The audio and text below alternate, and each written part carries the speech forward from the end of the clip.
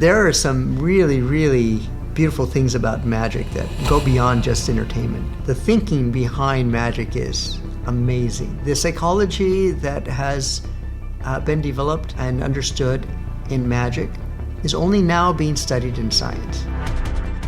I think that we can actually affect people deeply that uplifts them in humanity. So to me, that is really valuable and powerful. We have tools that can do that. What a wonderful thing if not only do you entertain them, but you leave them with something that affects them so deeply, it can help humanity.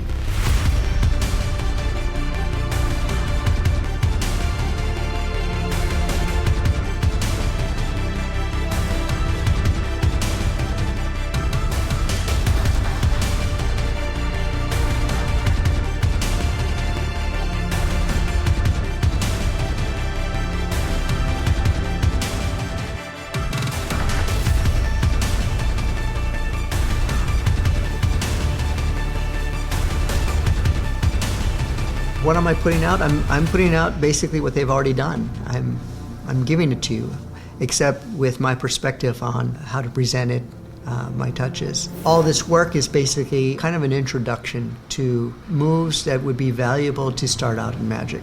But not only that, these are not just one-off types of effects that you do at a party. You can actually put shows together. And you get a taste of my style of performance because you're going to see some of the scripting ideas that I have, that I've applied to some of the routines and how they can raise the value of the routine so it's not just a demonstration of moves, but actually meaningful with emotional content. I would love for people to have a greater appreciation for the information that they get, that people took it more seriously as an art form, although it's not for everyone to go that way. I think it can be that way. I think it's no different from any other art form that we have, no different from fine art, no different from music. There seems to be a lack of understanding about how much we can do with this, and so I would like to share that with them.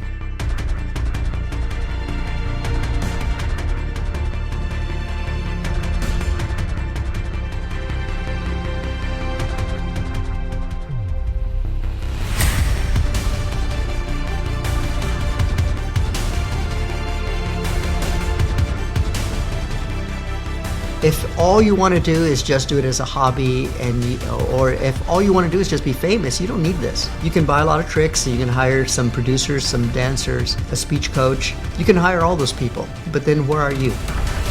I'm sharing because I would like to influence the community about things that may not always be out there on YouTube or in books, which is basically an attitude towards respect in magic. And yes, I'm going to be sharing techniques and stuff, but all the techniques I'm sharing are already out there. So I'm not really sharing anything that's going to destroy anything. Most of the stuff will be things that they might recognize, although I'm going to give my touches on them. So hopefully they'll be able to enjoy that.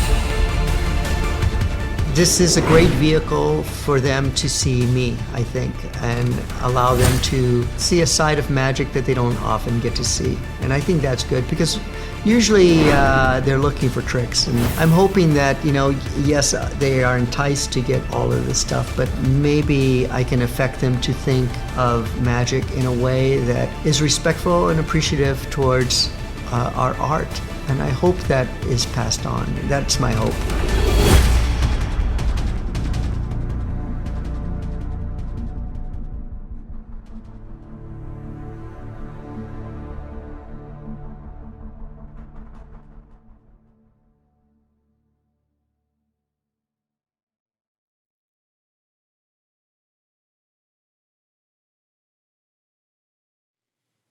Sometimes I feel like a tourist on this world, just watching Sisyphus push his rock up a hill.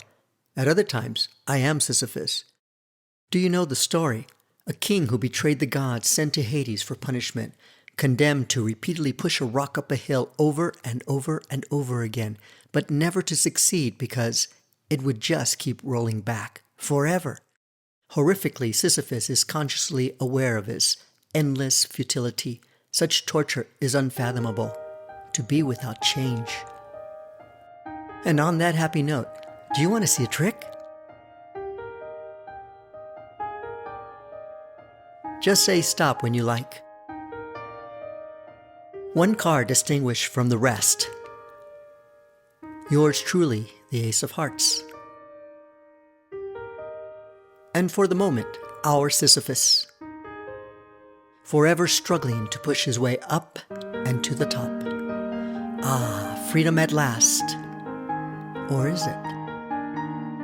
You can see there is nothing like him, or what he struggles to climb through. Like the capricious gods, I return Sisyphus further down below. I take no pleasure in this. Ha! Without question, your card is not on top. Well, at least not yet. But almost. So very close and persistent too, rising to the top. Pointless? We began with a nihilist viewpoint, but we can choose our story. Like the hero's journey, where each rise and fall is an adventure, not a predicament, we are the Ace of Hearts. We win, we lose, but on the way we experience the magic in between. Not just the ends. Our hero will rise again. I asked if you wanted to see a trick, but it was in the story, not the cards. And if you saw something, even for a moment, from a new perspective, then you know change is possible. So now they're actually rolling. We have to take this seriously. Yes. So, hello, I'm Christopher Rose. and I'm Armando Lucero, and welcome No. to Paper Cuts. No. No? I'm Armando Lucero. Yeah, and And I'm this is Christopher Rose. from Sans Minds. And we're going to start doing something that I have done for a long time in my workshops called Paper Cuts. It's something that I do for people who are just beginning or even advanced. And I just adapt to their needs and their desires and show them moves and classic things that they might want to learn. The compositions in this workshop are going to be kind of a goal that people will be able to use all the moves that they're learning in the workshop. And even though I've known you for a very long time and we've worked together, I actually don't know any of this material. And No. I'm here to represent Sans Minds and also everyone at home to try and learn along with you to make all of this easier, not just for them, Yeah, but so you for can too. actually see somebody working it through problem solving and trying to find their way. Yeah, that's good. We should get started. All right, you ready? No. Not at all. All right, so we're starting out with Ascension. That's the composition that I set up.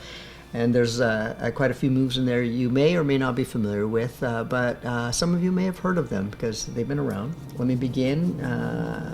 When I do Ascension, I usually show the deck like this, and they have a free choice of any card. And what they don't know is I've just called the red aces. So now I have one on top and I have one on the bottom. And that allows me to set everything up. So just in the act of... Showing them the cards. Okay. You can do it while you're talking to them. If you are familiar with doing shows, then you would do it in between while you're just talking, telling a story or something, and you're just showing the cards. A simple way is just to show that they have a free selection of any of the cards. It's important that you call the red aces. Mm-hmm. Once I got the red aces on top, then I do a double undercut, which is basically leaving one ace on top and one ace on the bottom. Okay, so if I understand everything correctly, you can start with a shuffled deck. Yes, There's no, completely shuffled no deck, preparation yes. whatsoever. And in the act of telling the audience, hey, just so everybody knows, of course you can see that these are mixed, something along You can those say, I'm lines. going to give you a free choice. That works too. But as I go through, I'm actually looking for... An ace, a red ace. It doesn't matter Such which as the red ace ace. of hearts, right? Call it. Okay, and then I cull this card, Yes. which we'll talk about in detail in Yes. a minute, I guess. And as I go through, I notice the second Yeah, red ace, and and call I that call one. this one. Yeah, and then leave them Also. on top. Yeah. Okay, so now they're on top. What do I do next? So now you're going to have the two on top like this, and you're going to get a break on the top one. Okay. Okay. And you do it without them seeing, of course. Mm-hmm. Now, do you recommend just pushing one card over to get a break? Or the way I do it, there's that way, and that's easy. You can do it by pushing it, like you said, or you can do it by using kind of a bubble break, which is like that. And that's really nice. Wow. That's a very good utilitarian tool that you can use for any one card, a break that you're getting from the top. So I've actually never seen that before. good. Okay. Yeah. How do you do that, actually? That's how I do them all. Do you know? Not that. No. Yeah, I always thought it was a pinky count, but I guess no, I don't. I guess know. not. Watch. Wow. Look at this. See? You don't see anything. No, I don't. Yeah. All right. So you put your finger here. Mm-hmm. You put your thumb, left thumb, right there. And this is going to be counterintuitive. You're going to take your thumb, apply some pressure, and pull up that way. Okay. So for you, yes, it's going that way. This way. Yes. And now this kind of wants to pop yeah, up. but you're going to have to lock your first finger there while you're doing that. Oh, I see. There it goes. I see. So as Yeah, I see? pull up, instead of allowing it to Yes. pop up, my finger will block it. So it just And buckles it is what it's doing. And I now see. it pops up and you got that. Wow. Okay. That is a really easy way to get a break. Yeah. Okay. And when you do that break, your hand should be covering it, or it should be down here so that they don't see the break. Mm-hmm. And then you can go up that way. So the way I usually do it is I have it down here and then I come back up, and there it is. Okay, so starting with the cards perpendicular to the mat, Yes. I pull up, get that little bubble, and get a break. Yep. And my And now hand's I'm there. good. Yeah, that was really easy. Yeah. So I can do that, and there it is, right there. Now, once you reach this point, you can release that part, right? And you grab it with your pinky right there, and the third finger. You can hold on to that, so it's like this. Is this correct? So I just Yeah, that's it. I'm just sort of gripping it Yep, that's it. right there. Yeah. Okay. It's not really allowed to protrude like that. It's just there in the crevice so that you can manage it and you know where it is. Right? Okay. You cut about half, and you move this around like that. Mm-hmm. And so now you take the next half, but leave the card. Okay. And you put that on top. And coalesce the whole deck, and now you have an ace on top and an ace on the bottom. Yep. And it doesn't matter which red ace is. Okay, so the fact that I have the hearts and the die, it's just a coincidence. Yeah, it doesn't matter. Okay. Okay. And I'll explain why the ace is really good to have for this particular effect. And now we're going to cut the deck because I'm going to have them choose a card. So I have them cut the deck in half. So here. Yeah. So I cut anywhere I like. Yeah, they cut in half. So it's their choice. And I say, you chose here. You could have chosen any of these. And that's a double deal. So now you see that I have, yes, I have 2 cards. So how did I do that? Well, the ace was on the bottom. What I'm doing is I'm actually doing a bottom deal and adapt it for the double deal. So When you say double deal, I'm not sure. Double deal is taking 2 cards together from the top and the bottom. So take the top card out and the bottom card. So this is actually a bottom card push out that you would normally use for like a bottom deal. So I use my middle finger. I have it right on the edge right there, and I'm able to dislodge that card by applying slight pressure and basically pushing out over and around on the bottom, and it dislodges pretty easily. But you should have it on the edge. You shouldn't have it here, because here you're not really able to peel it off so easily. It'll push out a whole bunch of cards. So put it right on the edge. Like this? Yeah, just like that, right there. Yep. Okay. Okay, so now what you have is you have it on the edge, and you can peel it around, off and around. Yeah, so you've got 2 now that you can get a hold of with your right hand. Okay. Okay, so when your right hand comes in, it should come in before anybody can catch you pushing the bottom card out. Mm-hmm. Also, another tip is if you have trouble pulling that card out immediately, then you could actually bevel it by buckling a little bit like this, and it puts air in between, and then you could release it much more easily. Okay, I see. So instead of me trying to do Immediately push it this, out. Yeah. because I can see how this would be hard yes. to control. So Instead, I pull back. Pull and back, then push out. buckle, and then push out. Yeah. Okay. If you need that, then that's a way to do it. Mm-hmm. So with your right hand, you should come in with these two fingers like this. Mm-hmm. Come in, and these fingers are out of the way. And you're going to use this first finger as cover. Now, when the first finger is about to finish reaching, but there's enough cover where you can actually begin the push-up. So you don't push out before the hand reaches it, because you can see all that. Sure. So instead what you do is you push out while the hand is covering. Yes, like that. Yes, that's it, exactly. And so what that allows you to do is you're able to do this in full view of everyone. They can't see what's happening because the card's being pushed out with the finger covering that action. Mm-hmm. So you can see how it looks as the hand goes in like this. You don't see anything, and I've already got it. Wow. There we go. Do it again. There we go. Mm-hmm. When you take the card with the right hand, it's going to end up like this. So it's just like that. And to coalesce these cards, I use this middle finger of my right hand, and I'm going to pull it in and square it up by squeezing my fingers in this way. And you can see that they're all squared.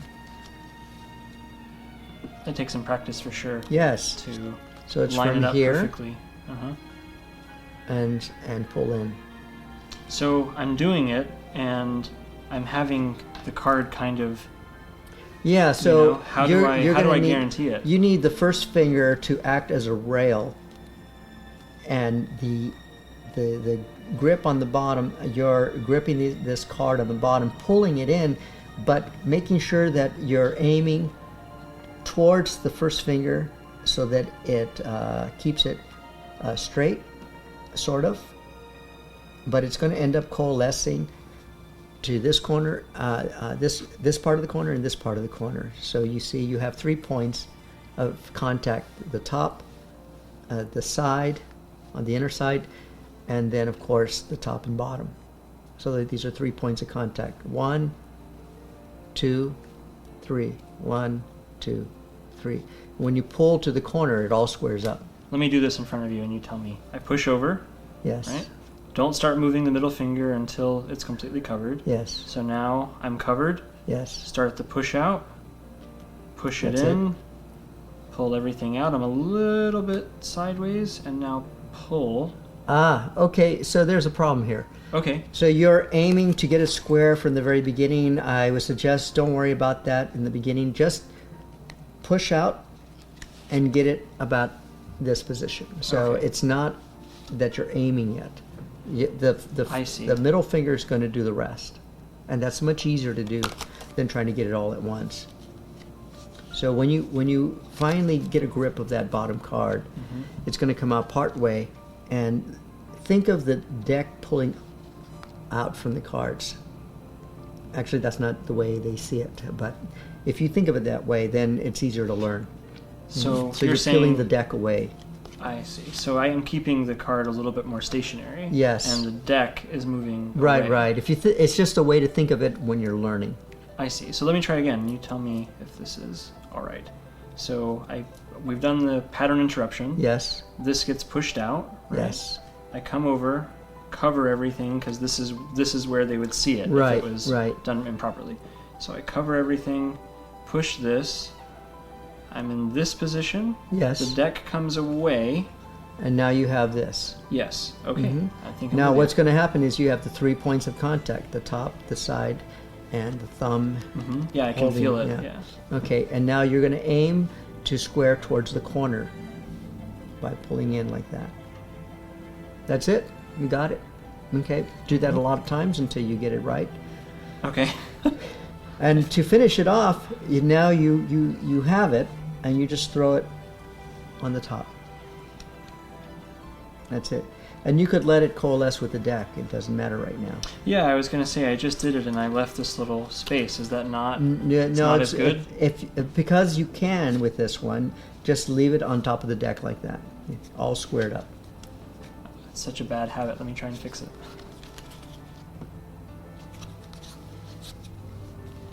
Yep, that's it. You reach in when the finger is about in front where they can't see. I end up pushing out, so like that. I think of peeling the deck away. That's not how they're going to see it though once you got it down. Sure. And I end up this way, and then I have my 3 points of contact, and I'm able to pull towards the corner to square them.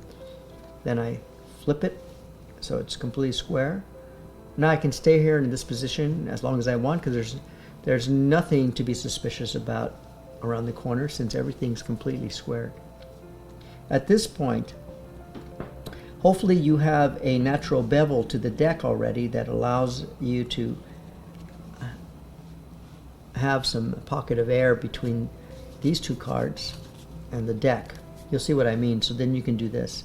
Push the air out between these two cards like that. Just a little squeeze, and then they slide and turn over. So I suppose this is probably another reason why the condition of the deck It's matters important, so much. yes. Because if this was an older deck, I don't know that I mean, we just opened these. Let's just be honest. Right. I mean, if this was an older deck, I don't know that I could have Yes. done that. So from the very beginning, what I usually do sometimes is I do that. What was that? I do this, and I squeeze the deck. See, that makes a slight bevel. Oh, wow, okay. And with that, it allows me to take any two cards, and if you look, you can see that there's a slight Sort of a difference natural between, break. yeah. And you can see it right there.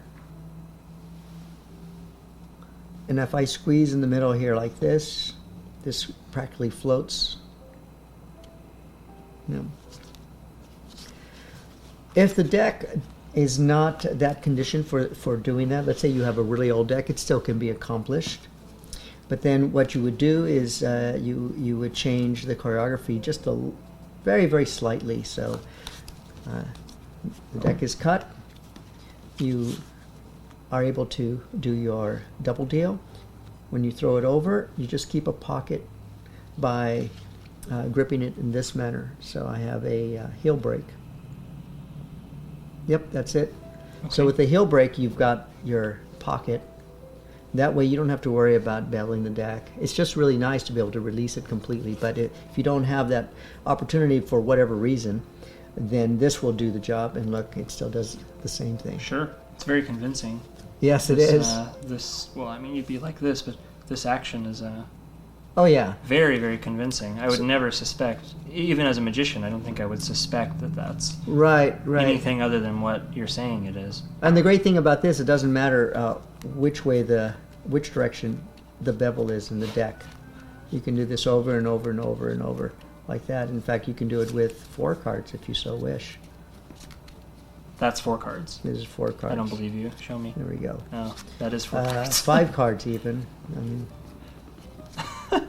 yeah. What's nice about this is that if your hand is over here and you're about to, and I've got the break, if you're about to turn it over, your hand is in front to cover all that thickness. But this packet dropping is a nice illusion. They can't see the thickness from this angle. So it looks just like one card. And then you catch it again and you throw it back. So in other words, if for whatever reason you wanted to do this with 4 cards, the only weakness is the thickness that somebody might see. So you just hide it with your hand. So you just maybe turn and talk to them like this and do it this way. And now you can get everybody here. Ah, okay. So let's get back to this routine. Oh, okay, so the ace is turned over. Okay. And the deck is temporarily spread, right? Mm-hmm. So what happened was they stopped me at a card. I show them the card is single, and then I spread the deck as a pattern interrupt. Then I reach over here like this and turn the card over. So you said pattern interruption. We should maybe talk about all right, so what that is. When you're turning over a card, there's a lot of scrutiny. Whenever there's any subterfuge, there's a lot of scrutiny. So I like to interrupt the flow of that scrutiny, if there is any scrutiny, with something to take their attention away. When their attention is away on something else, they can't pay attention and scrutinize the other thing, which is what you're doing, right? So basically, I'm making them pay attention. They only have so much attention they can give, so they can't give it all to the subterfuge that I'm doing. And also, I'm losing the subterfuge in the middle. In the middle of... Yeah. So people tend to remember the first moment, and the first part of a moment and the last part of the moment. So if I am able to lose the subterfuge in the middle, there's less scrutiny. People tend to remember first and last parts of a moment. And what I've done here is I put a pattern interrupt in the beginning, the subterfuge is in the middle, and pattern interrupt again at the end. And the subterfuge becomes less scrutinized just because of that. Now watch what happens if I don't do that. Okay, if I don't do that, it looks like this. This is your card. And now... I see. So all of my focus was now yes, and now on your hand now instead. They have more attention given to the actual move where you're trying to hide the subterfuge. And all I'm really doing by putting it in the middle is reducing the amount of scrutiny that they are putting into that particular move. It reduces it so much they don't even notice. They won't even know what you're doing. But you have to do it in such a way that it looks like everything has a purpose. And what is it for this one? Well, I have them cut the deck as a free choice. I show them the card where they stop, and I go, you could have selected any one of these cards, but you picked this one, right? So this is my internal script. You can also make it part of the real script, you know? Now I turn it over,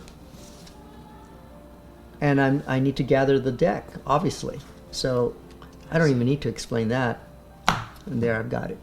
So for me, as a viewer, yes, what I'm focusing on is it starts with, I see that the deck is shuffled. Yes. And that's when you're secretly doing the cull. The cull. Right. So and then you cut the deck anyway in case maybe you looked at him or right. Let me cut him one time or something like that. Mm-hmm. Then my mind goes, okay, I'm 100% focused on the cut, which has no subterfuge right. to it.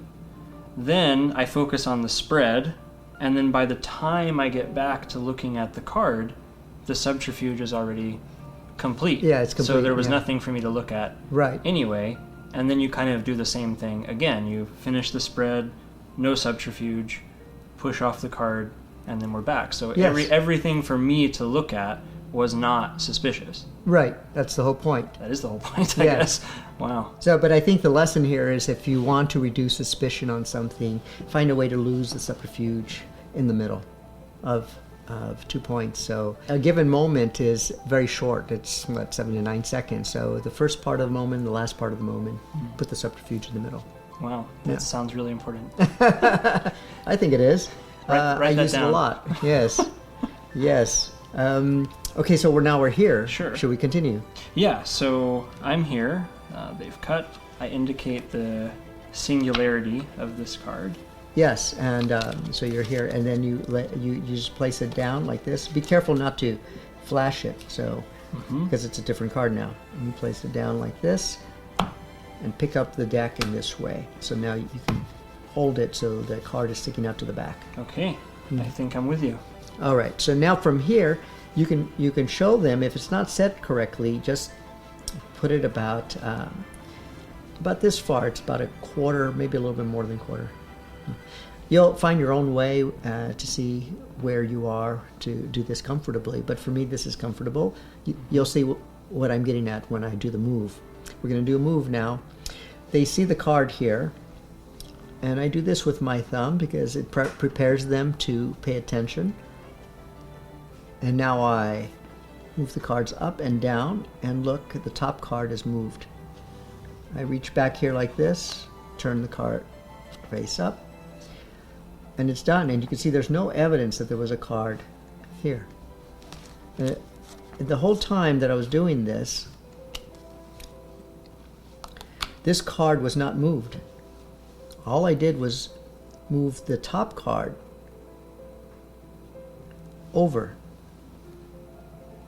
And I just left that card there. So I'm doing this, and as I tilt, of course, I'm not going to tilt so you can see. I move this back, and I move my thumb back where it was when they saw it. So they don't even feel that it was moved. Okay, now you see where I'm at. Mm-hmm. There's two cards now sticking out, protruding from the back. One on top. The one in the middle has to be removed or hidden. So what I do is with this hand, and I'm kind of more towards this way so that these people can't see, and I hide this from this side, see? Yes. Okay, so from here I'm careful with my hand while I'm negotiating, and I don't show the side, so I move it back here. And with my thumb, right there, I'm able to push in as if I'm picking up the card, and look, it's already in the deck, and I turn it over. Yeah, in their mind, they're going, well, that must be the same card now. Hopefully. And now you're done. That's the first phase. Okay, so from here, the ace is laid down, and we're ready to proceed for the next part. Okay, so they just saw this ace. There's going to be a callback to this particular effect, by the way, the effect that you just saw. So this is just kind of a partial introduction to that part of the effect. And, okay. And now we turn the deck over as if we want to show that their card is not in the deck. Because if there's any doubt that this is a duplicate, then this is your excuse or the purpose that you're giving them. But really what you need to do is call some more cards. So the internal monologue here is that, look, your ace of hearts truly is gone, or for you, the ace of diamonds. Yeah, it's not in the deck. And now what I do, I know that the red ace is in the middle, approximately. I know that. Okay, so what I do is I look for a very different card. Let's say the jack. It doesn't matter which one, actually. Sure. But I like to pick them as different as possible from each other, and you'll see why. And I pick the jack and I call that, and then as I continue, I find the red ace and I call that, and then I complete. So now I have my two cards here that I have just called. But I don't coalesce the deck completely. I leave these cards slightly off center like this, and a messy look of the deck. Okay. This gives me the opportunity to insert a card right underneath. I see. Right in between. So I call one as I'm showing. I get to the ace. I call a second one. Yes. And now I just sort of spread everything and keep it. Hold on to it. Yeah, hold on to it. Don't coalesce the deck yet. Don't square it. Now with the ace, you show the ace, show the back, and come back. And so when you go out far and come back, the repositioning is not often noticed. That's why I prefer that instead of just going directly here. So this way you just do that, and they don't notice the repositioning. The bigger movement is what takes the attention away. Okay. And then coalesce the entire deck, and you've got now the position that you want. Oh, I see. So I'm allowing the two cards that I've called to go on top of the ace. Well, that's how you'll end up once you finish. Okay. So it looks like that. Okay. So now you just have an X card that's sandwiched between the two aces. And a soft dupe. I call it a soft dupe because it's not really, an actual duplicate. It's just another red ace. And the pip will be used to show as a dupe. So now you take this out as if you're going to do the effect over again for them. And you put this underneath or between the bottom card and the rest of the packet. So I just riffle through until I get one card. And I've already memorized how far I have to go in. So I just look where I marked it with my eyes and my mind. And see, I can turn that over and I know that they're going to see a red Oh, I understand. Yes. So, in other words, it's good to practice pushing it where all they can see is the A instead of the pip. Because if they see that, then they'll know it's not the same card. Right. Exactly. That's what you want. Okay, so it's something right about there-ish. That's good. Yeah. All right, so you don't show it yet. You're going to show the top card in case they're suspicious, as if they might be, to show them that their ace is not there. Mm-hmm. And then you show the back, not paying attention to the deck. But really, for those who are paying attention, they're going to see a red ace there. So that's a nice affirmation, right? Mm-hmm. Okay. Now, when you do this, remember why you're doing it. You're doing it to actually kill suspicion. So make sure that you give them enough time to look at it. Make sure they're looking. Because what's the use of this reminder if they're not looking? So you have to make sure they're looking. Sure. Maybe you talk to them a little bit and then come back. And you're set. For most people, that's enough. They saw the top, it's not an ace. Convince me. They saw the bottom, it's a red ace, obviously. And then you come back and you're ready to go again. I see. So turn this. Yep. Yes. And I'm not even thinking about that. No. They just, I let them see it if they're looking. Right. Right. And now come back. Yes. Now, some people have said, is this actually necessary? It's not necessary, but you get all kinds of people coming to watch you perform, and they all have different capacity to back engineer stuff, and some people are quite clever. So this is really for those few people who are very good at remembering things and be able to handle a lot of information, back engineer their way through, and ask all the right questions. And that's for these people. I should probably mention, as somebody that knows you really well, you're always aiming to fool the people that are the hardest to fool. For 2 to 5%, yes, always. In fact, if it wasn't for that audience, I probably wouldn't be in magic, because I get my greatest appreciation from the people who can understand how deeply I work to be able to do all of this. And you need appreciation to be able to, keep going. And they do it for me. I mean, imagine that you went to school at Juilliard to study classical piano, Okay. And then the only place you can get a job at was, at a cheap bar where you just have to play the music that is very, very simple. It's just background music. I mean, you're not getting enough appreciation for what you've learned. So that's my point. And for me, I need to get that appreciation. So, sometimes we get asked if we do birthday parties, right? Well, that's not the kind of magic I do. The children are quite nice, but, they cannot appreciate the depth of what I'm doing because their minds are not there yet to really appreciate it. It's not their fault. It's just that they're not there yet. And so I really need those kind of people because I don't want somebody coming up to me, oh, that was nice, that was cute. It's not cute. Come on, I spent 10 years, 20 years of my life on something, on one effect to do for 5 minutes, and then they say that's cute. That's not really the response I'm aiming for. That's not what keeps me in magic. I'd rather get that look. Right? Stunned silence. Yeah. Oh my God. Yeah, that's much better. I like that. That was truly impossible. In fact, it's so impossible. Let me tell you why it was impossible as I talked to somebody else. Because it couldn't have been done this way, couldn't have been done that way, and they actually explain it to other people for me. I see. So this kind of thing, I mean, you're educating me as to how it couldn't have been done. Yes. Yeah, the more education, then the more appreciation. I see. Yes. Because if you pointed this out, if you said, oh, by the way, if I go like this, oh, by the way, you can see that that's not good. Ace is still there. That is not good. Right. Okay, why? Oh. Well, because now you're giving a hard push, and that's going to make them suspicious. I see.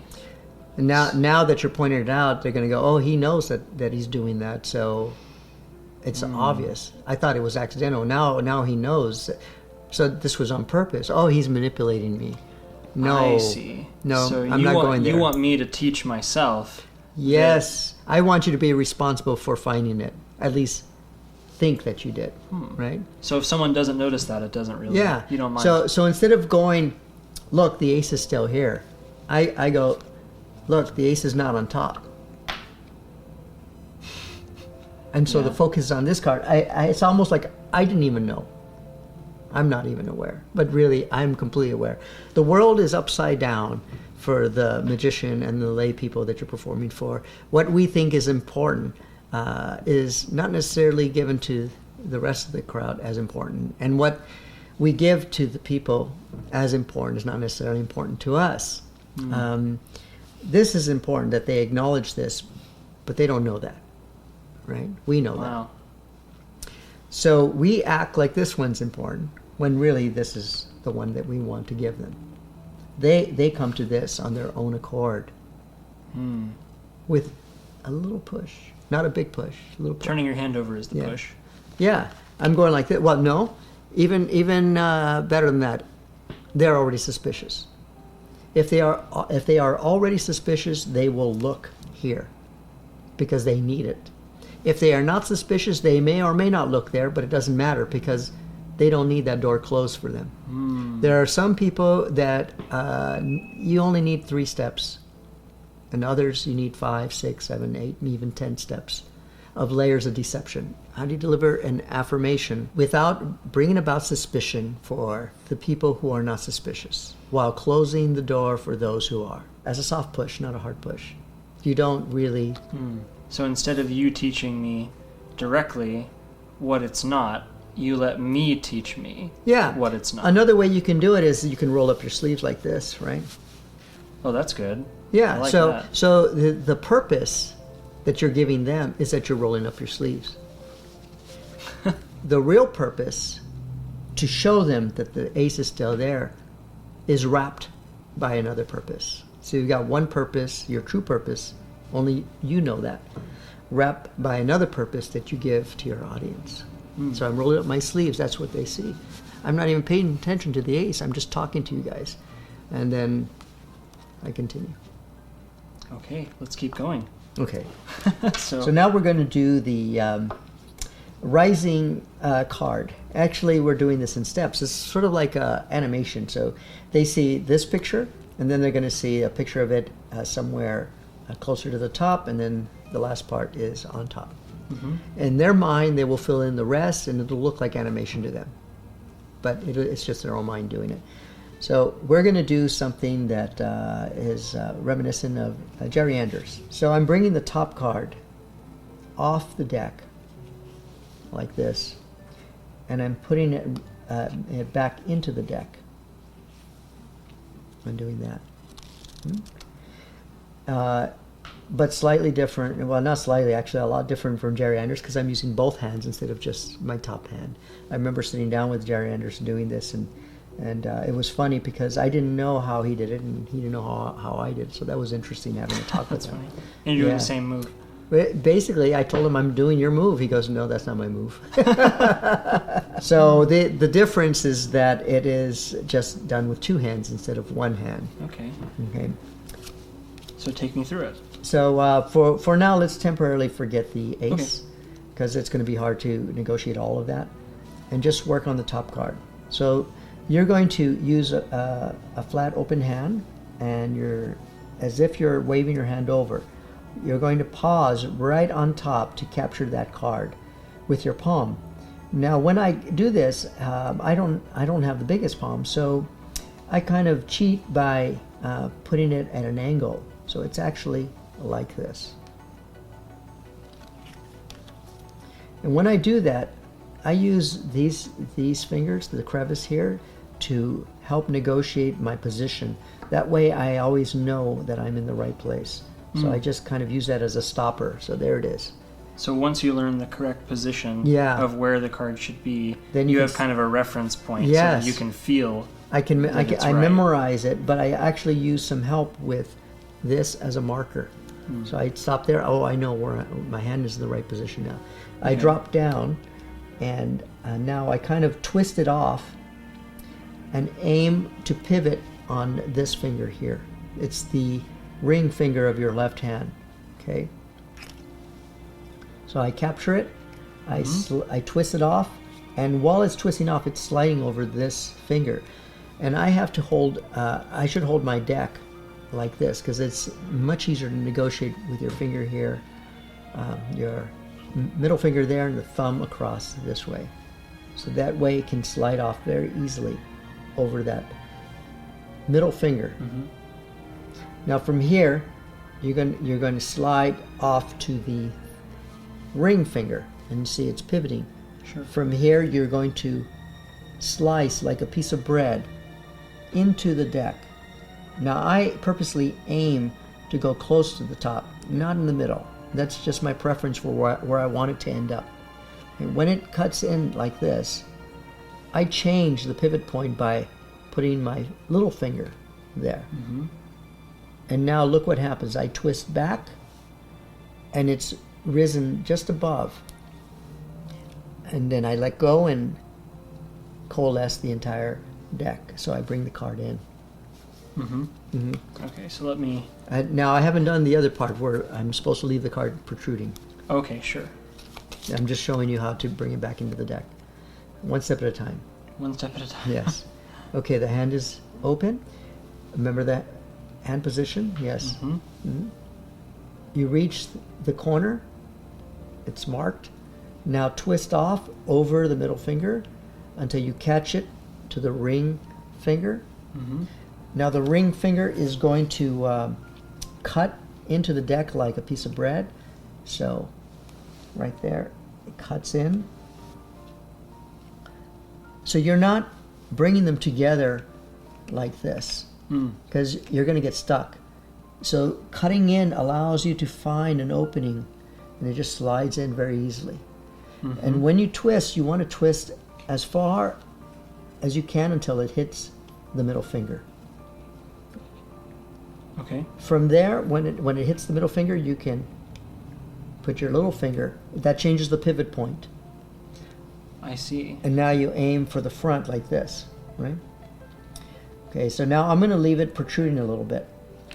So now I coalesce the cards and the deck, and look, it's now protruding just slightly.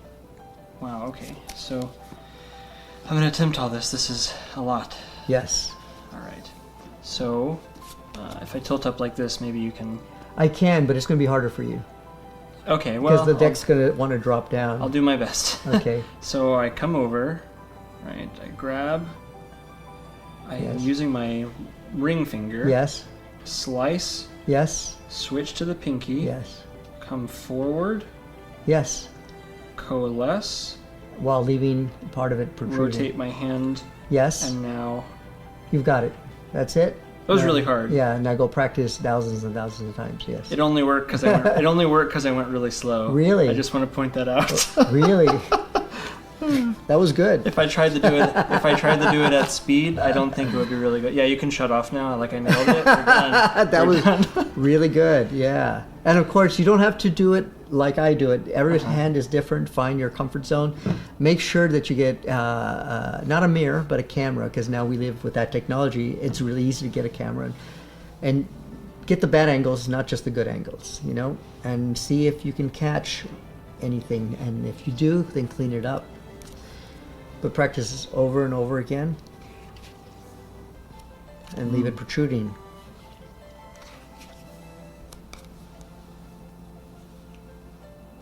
So, as I'm doing this, I feel that what you're referring to as the slice, putting it in, I'm finding that this part of my hand is kind of getting in the way sometimes. Is that just position, or I guess I'm saying, what are your tips for getting it actually in the deck? So it's a balancing act between two hands, and you have the left hand and the right hand having to negotiate.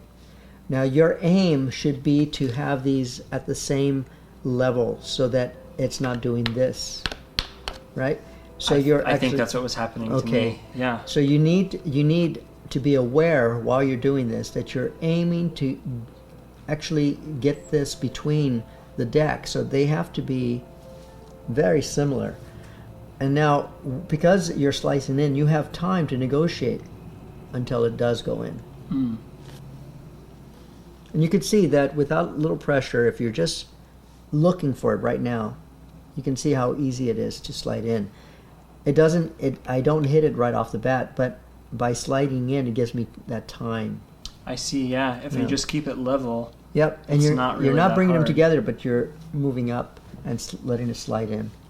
Okay, so I'm here. I come over. I wave. It's now on my ring finger. That's it. Slice. Yes. Wow, that is a lot of steps. There's a lot to know there. And of course, this could be used for changes and all kinds of other things too. What do you mean? Well, let's say you want to change a card. You just change it like this. Right? Oh, wow. That looks really nice. So let's say they pick 8 of clubs, right? And I have a joker. Now you can change that into the 8 of clubs, but you can change it back to the joker, and then you go back inside and you see the 8 of clubs is there. So let's say we do another card. Let's say the 10 of hearts, right? And then I just call it to the top. Mm-hmm. Now I show the joker, and I prepare my card, and I can even show my hand empty, and then there we go. Now if I want to change it back, I just do the move. Wow. There we go. So you can use it for all kinds of things. More mysteries for another time. Yes. So let's get back to the ascension. Okay, so now we have the rise to close to the top. And we did that by using an indifferent card, X card, while this soft dupe is sitting here. So now we're going to get into bringing this card, getting rid of that card. So we show the top card is not the ace. Okay. Then we do our move to slide that card in. And when I'm in this position, it looks like this. There's 2 cards. Mm-hmm. Well, this is what's really happening. As I begin to slide, I push in with my first finger that soft dupe ace. And then they see that. But of course, it's not their card. So no rolling up your sleeves. No, at this point. You don't show them anything. But they're going to get. It's going to take a moment, but they're going to get suspicious pretty quickly. So this is an opportunity for you. So at this moment, I pull out the card as if to show them where the card is. Right. Mm-hmm. I can do this once or twice. Really what I'm doing is I'm positioning my thumb to be on top here. Yeah, you're pulling the card out with your positions kind of strange. How are you doing that? I'm not doing this. Mm-hmm. I'm doing this. And I purposely put my thumb right there so it ends up on the top of the deck. So they won't feel it when I actually pull the top card out. So what I'm going to do is do this. I'm going to start moving up. And I pull the top card out. So it's actually this. And this is hard to see, so I'm going to do it so that the camera can see. So I'm doing that a few times. I grab the top card, and I start to pull up first. When it goes past the indifferent card, then I'm able to easily just push that in. And all this is being done while I'm turning. They see that. They assume it's the same card. Mm-hmm. I come back, I leave it with my hand over like this, and now it looks like it just rose to the top. Wow. Their imagination does the job to see the magic. They assumed that it was here, so when they see it here, it'll be a surprise. It's protruding out. I've just done the slice. Yes. Move. Yes. And I come over with my first finger and my second finger. Yes. Right. Grab and the thumb already on top. Yes. I see. Okay. So that way it doesn't change from position when you get ready to take it. Now I move it a few times just because it's once or mirroring twice what is happened enough. Yeah. before too. Right. So you just show basically your internal script or your external script, whichever. If you want to say this, you can say, "Look, see where it is." And then from here, you take that card right here on top. Mm-hmm. That's the actual ace, and you're going to turn over like this. But notice that the front part of the hand is covering, so you actually have some time to hide. Look at this. Look at all that cover. See, they can't see anything. In that moment, you are pulling the card up, so you actually got this, but they won't see it because your hand is covering it. And then you do this. From here, you just turn over, and they see the ace. And in their imagination, they believe it's still somewhere in the center. When you turn it back over, you come back with your hand covering. Remember, it's not for your view, it's for their view. So it may look comfortable to use. Make sure to use the camera so that you know that it looks good for them. Right now, you have it too far back. So you need your hand forward. It's for my view as the audience. Oh, so I can actually see what's going on. It looks good to you, but that's not who you're trying to perform. It looks bad to me. It looks good to you. So it should be with just a little bit showing to them, right? I see. So I'm here, and then maybe. Yeah, that's good.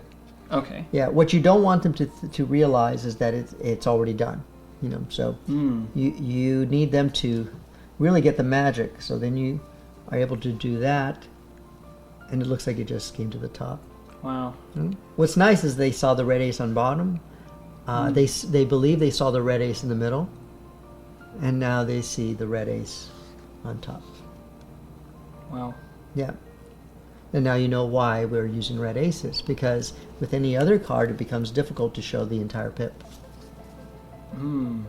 Including the black spade, which can be problematic since it has some of this stuff in it. Yeah, that was going to be my question. Why can't I use the black aces? Yes, and you can't use the other cards because that pip doesn't show by itself. Wow. Now, I should say that you don't have to use the red ace. You could use other cards. For example, you could use any card, but then you're going to have to negotiate very quickly with your mind. I have done it, and I do enjoy doing it that way. But I think it's very difficult, much more difficult than the red ace. I'm giving you the easier one. Let's say we're using the 7 of spades. Then what would I look for? I would call the 6 of spades or the 8 of spades. See? I'm not sure. But on the fly, I would have to do that. So I go like this. And now I can't use the 10 of spades very easily because it's got that pip. Right? So let's say I use the 6 of spades or the 5 of spades. So let's say the 5 of spades went in. They don't know that. Now I can cheat even more with this one. And I show the top card, not this one. So I show the top card, it's definitely not. And then I turn it over and see this is what I have. I see. So it is possible. But your hope here, I guess, would they be believe that it's the same. I presume that's the 7 of spades, the chosen card. Whereas with the red aces, you can actually show. No doubt. There's no question. Yeah. I mean. So this is probably better. Pro tip: use the red aces. Pro tip. Yes, that's better. And then you don't have to work so hard to try and figure it out all on the fly. Red ace is much better. Wow. And you're forcing the red ace, so you're going to get it. That's the only reason. Otherwise, you can use any card. It doesn't matter. Now, I should go back that this doesn't have to be with the red ace. You could take the affirmation out, and you could do it with any card. And that way, you don't have to do the double deal. You could. I mean, I'll do that just very quickly. Okay. It's a completely shuffled deck. All right. Completely shuffled. A borrowed deck, maybe. Yeah, borrowed deck. They cut anywhere they want, and you really turn this card over. Yeah, but this way you use the double deal in reverse, so you have a card on the bottom. So you do the same thing, and then you throw the indifferent card there. Everything's the same. And there's the 8 of hearts, all right? Now you can show them the card, or you can put it under the third card, right? Just as before, but you're not carrying what cards you call. So you put that into there. You just don't show this card, ever. And then you do it. You do everything the same. You do that affirmation. Everything looks the same except you minus 1 affirmation, which is the bottom. Right.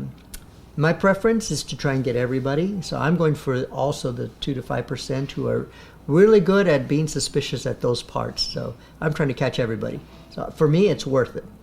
So in other words, if you don't want to use the red aces, it's a puzzle that you can solve if you want. Well, not for everybody, but for a few, yes. Oh, I just meant the people. If I wanted to use a different card, I could. Oh, yes, but there's puzzles I have to solve. Yeah, that's true. Yes, and yes, instead, it's very hard. here with the red aces, you've already solved all the puzzles. Everything's so much easier.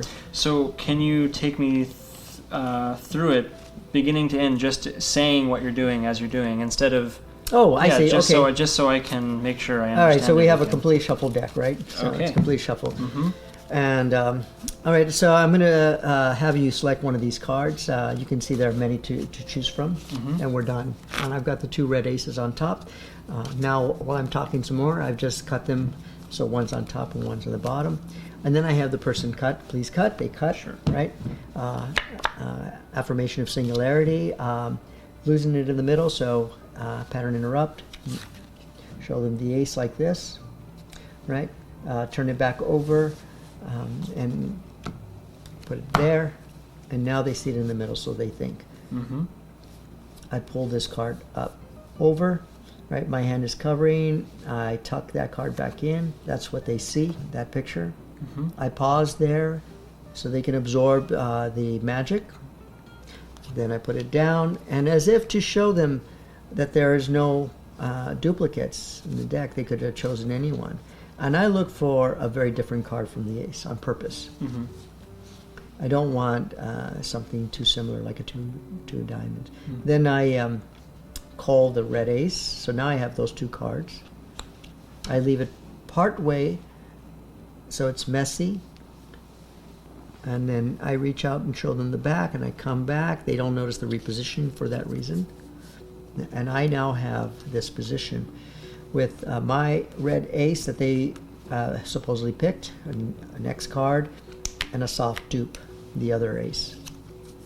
I put this down below as if I'm going to do this over again, more extreme, of course, because it's not in the middle now, it's below. And I don't try to show them this card. What I do is I show them the top card. Look, it's not on top, see? Yeah, it's not on top. And that is a soft push. I do the wave, and I steal the card, the top card, and I bring it closer to the top, and they see that.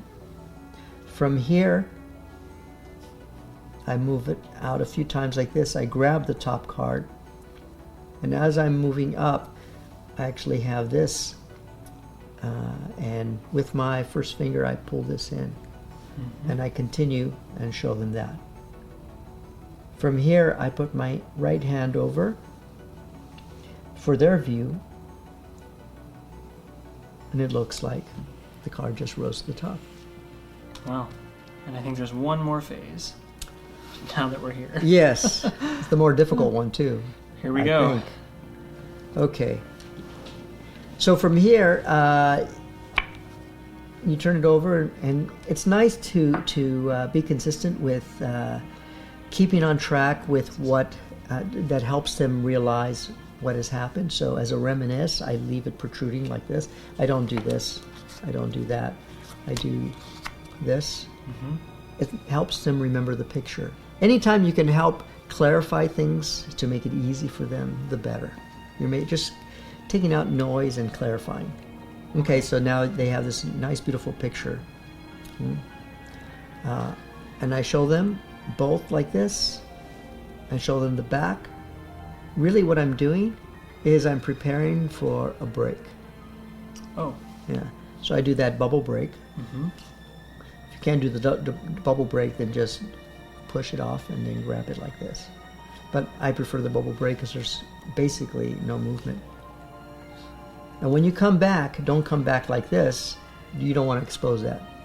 Okay. You come back with the card over like that. On top. Yeah. Mm-hmm. That way they don't see anything here. It's completely hidden.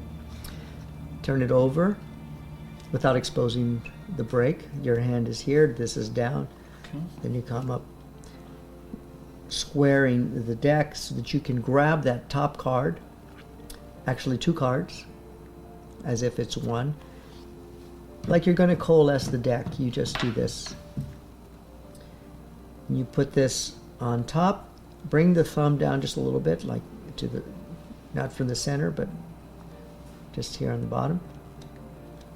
You could show your hand empty, or you could brush the table. But what this is this is just a reminder. By the way, this is their card, right? But now it's 2. They don't know that. From here, you're going to reach up and hold it like this with the first finger there, and these fingers wrapped around, and this thumb there. That thumb is important. It's got to hold on to it because I'm going to lift one card, just one card up, like this. And you can see that I'm lifting one card up. Mm-hmm. When I do that, I'm going to hold on to it, like that. It's just a little bit, almost imperceptible, but you can't see it right now because it's so small. I'm going to drop half the deck down with that, with those cards. Okay. And now I'm able to lift up only one card back to the deck. Yep, that's it. So I'll do that again. Yeah, let me watch more carefully. Okay. So the card is here. I show both. Get both cards there, as if I'm coalescing the deck. I show my hand. I riffle up so I can get one card. I drop down, and I've got my card. Even from here, that's really difficult to detect. Yeah, well, you know, it's part of the imagination going where it expects it to go. So that helps a lot. Now I drop down, I pick up, and I move this to the back. Wow. Is there anything I need to repeat, or? No, I think I understand. Okay. So I have this double. It's to the side. Yes. I reach over and riffle up to grab one card, right? Mm-hmm. As I come down, I'm still holding the break. I lift up, which is I only have one card. At the same time, I'm coalescing the cards in my hand. Drop everything down. Right.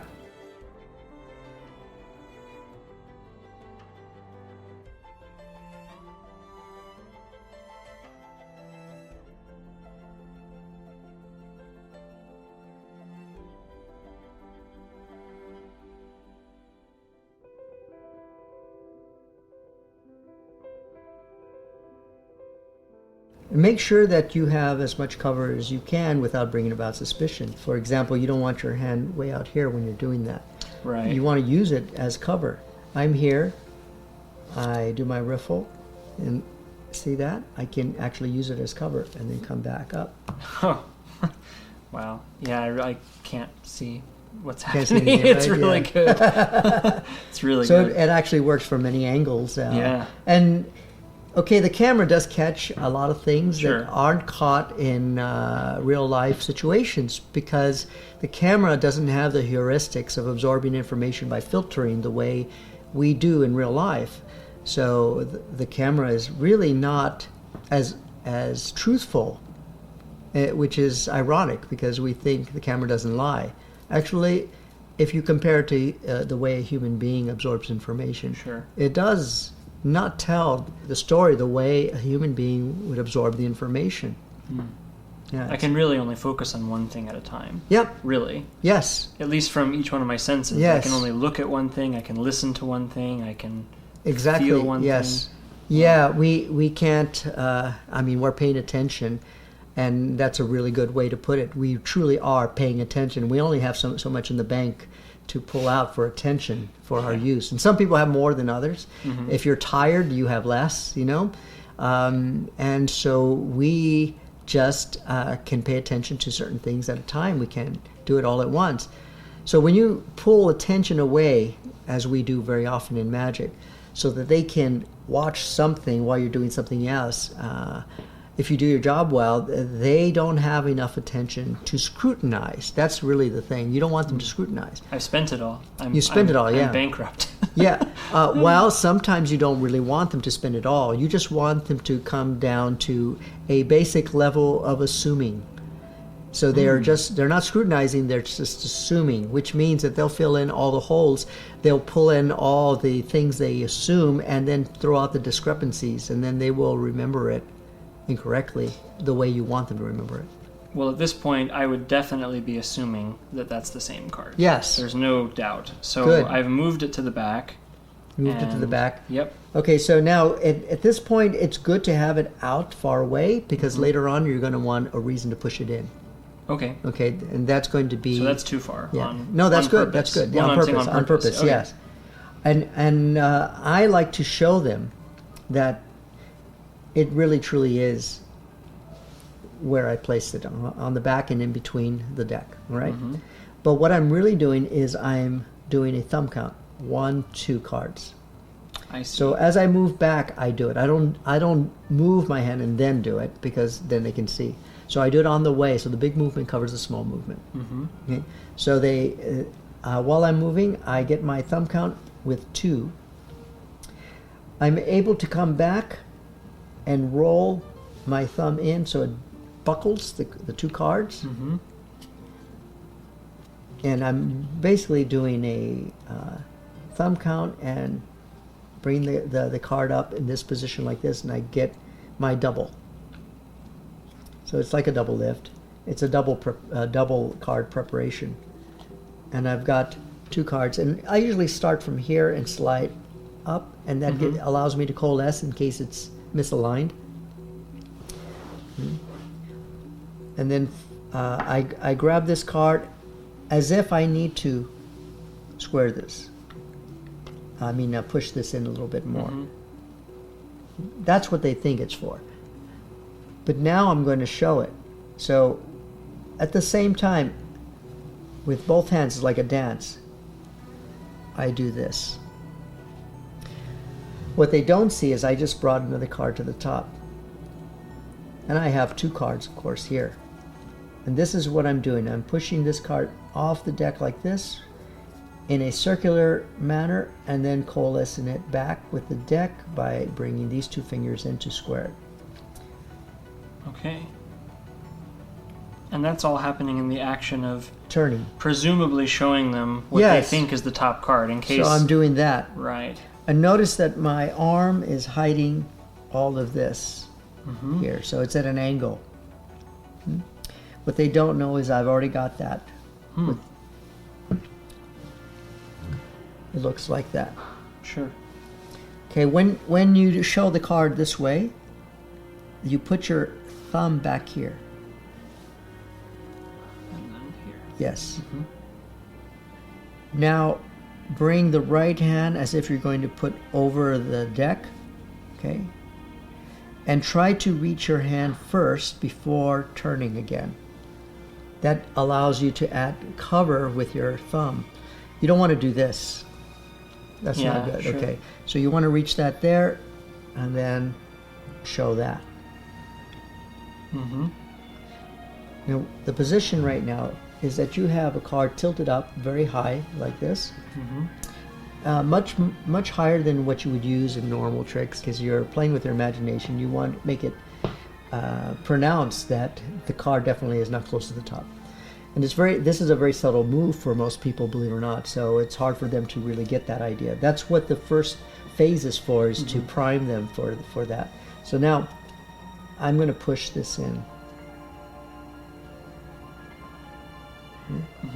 As I kind of pull it out like that.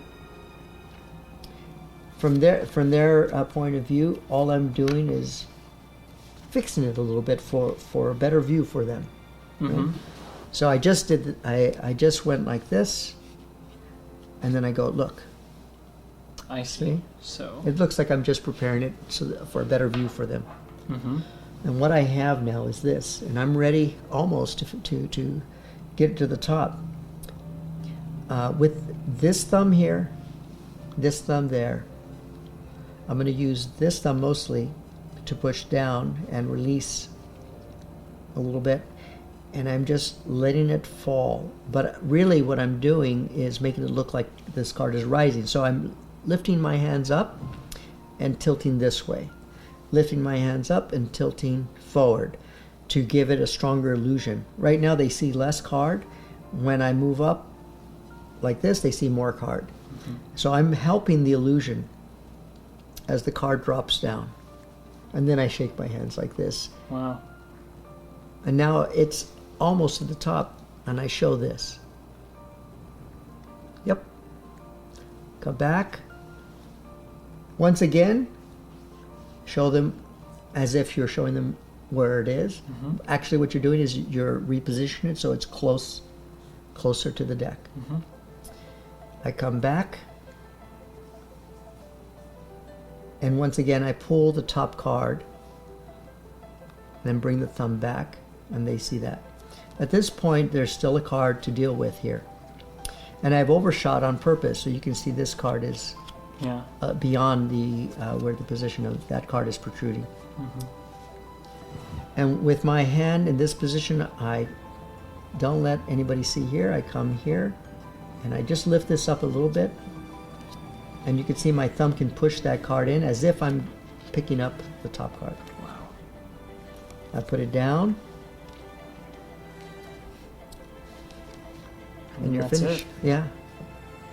Wow. Thanks for sharing. That's a really incredible trick, man. Yes, I think so. Of course, you know that some ideas, that move that I showed you where you're putting a card in here like this and then you show it again, mm-hmm. can be used for other things as well. I mean, suppose I do a double lift. That's a 2 of diamonds. I put it in the middle. They can see where it is, and I show them that it's still in the middle, and then I can bring it to the top. Wow, it's very convincing. Yeah. So, but it's too close to the surface for me, so I never use it that way. But you might find other ways to use it the way I did, where it's buried much more deeply. It's hard to backtrack. Wow. Thank you. You're welcome.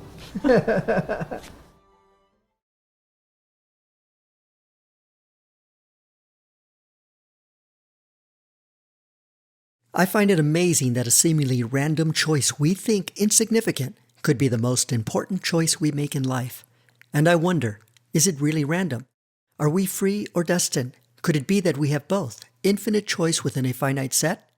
If so, then by understanding cause and effect, could we know the future, or even change it? In a moment, I would like you to think of a card. Any card but the Ace of Spades or the Joker. Since one is an obvious choice and the other does not count, I will set them aside. Not now, but soon, whichever card you call out will be the only one you will see reversed. Notice there are currently no cards reversed. When you are ready, please call out your card. The 3 of Spades is now reversed, however not here. As improbable as it may be to see your thought of card reversed in the deck, I prefer to show you something impossible. Between life and death, is it free choice or destiny? As promised, one card and only one reversed there. Hence, one is missing from the deck. Shall we check? It is said that a person often meets their destiny on the road they took to avoid it. Please, turn your card over. The 3 of Spades.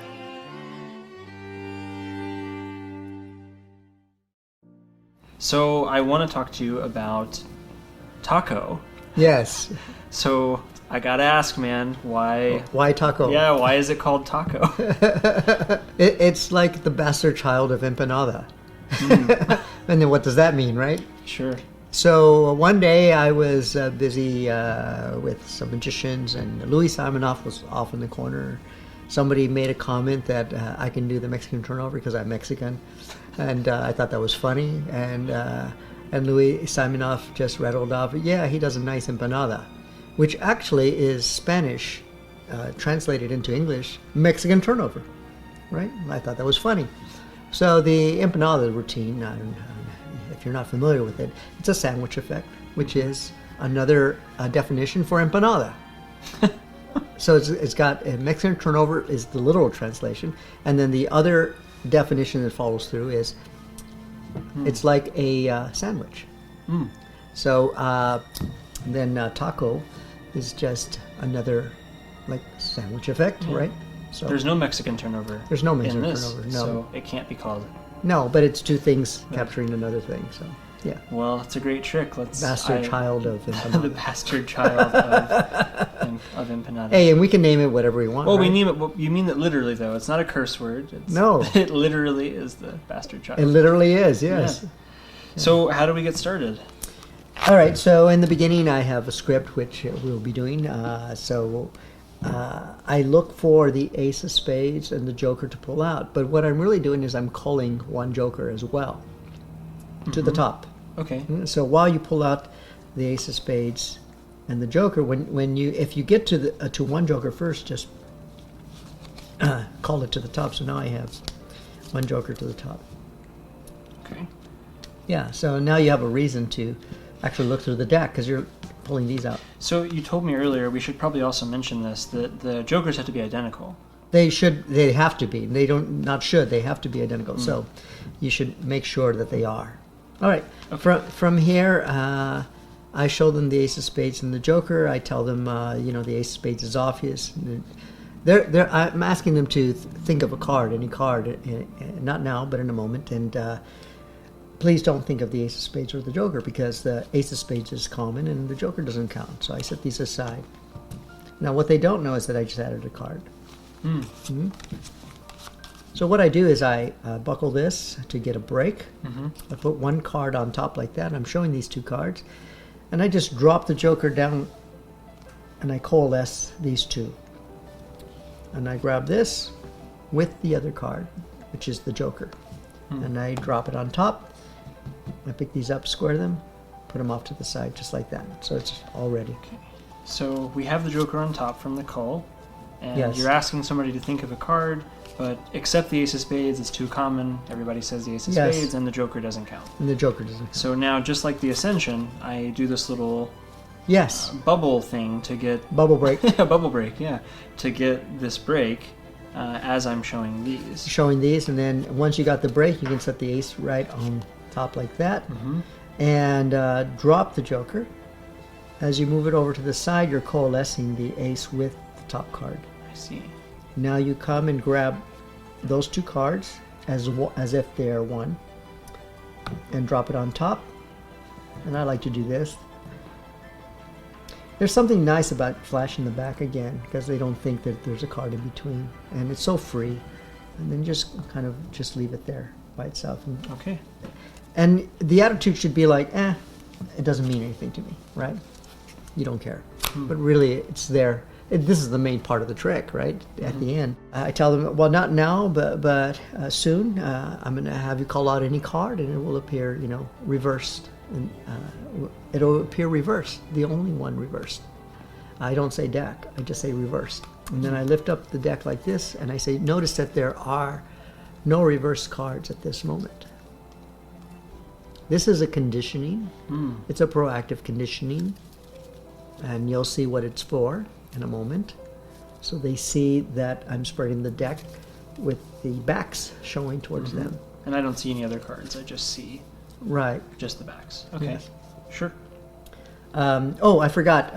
When we set those down, I should have done one cut. Sorry. Why? Because they may have caught the bottom card. Oh, so I think let's I say if they're going to think of the Jack of Hearts, and I do this, and they go, what about the bottom card? I saw the bottom card. So you don't want them to see that. So it would actually look like this. Let's go back. Sure. I have the ace of spades. I drop it down like this. Look at that. They're seeing that. And I put these down, and then I just casually do that. Now I bring them up so they don't see the bottom card. And I show them that there are currently no cards reversed. And I can keep it this way. And I say, now, you don't have to do it. You don't have to put it back, but you can. I just keep it like this. I go, call out any card, and it will reverse. And then you call out a card and say, go ahead, call out a card. 9 of hearts. And you can see the 9 of hearts. You say the 9 of hearts is reversed. You could see that one card, and only one card is reversed, but not here, because that would be too easy. Instead, over here. Wow. What I've done is I've called the 9 of hearts at the top while I'm busy supposedly showing you that it has reverse, and their expectation is to see it reverse. And I go, but not here. And in that moment, you've called it. I see. So just like before, there's a purpose, and then I'm wrapping it around another one. So my real purpose is I have to look for the 9 of hearts, which is somewhere in here, and cull it. Yes. But the what they fake think purpose, the one that they is believe, to show them. Right. And now I see the 9 of hearts. Do I... do you complete while you're the coming action as down, you're coming down? yes, while you're coming down, you go, but not here. And I've already done this. And I brought it down, and I go, that would be too easy. You know, as improbable as that is, I want to show you something impossible.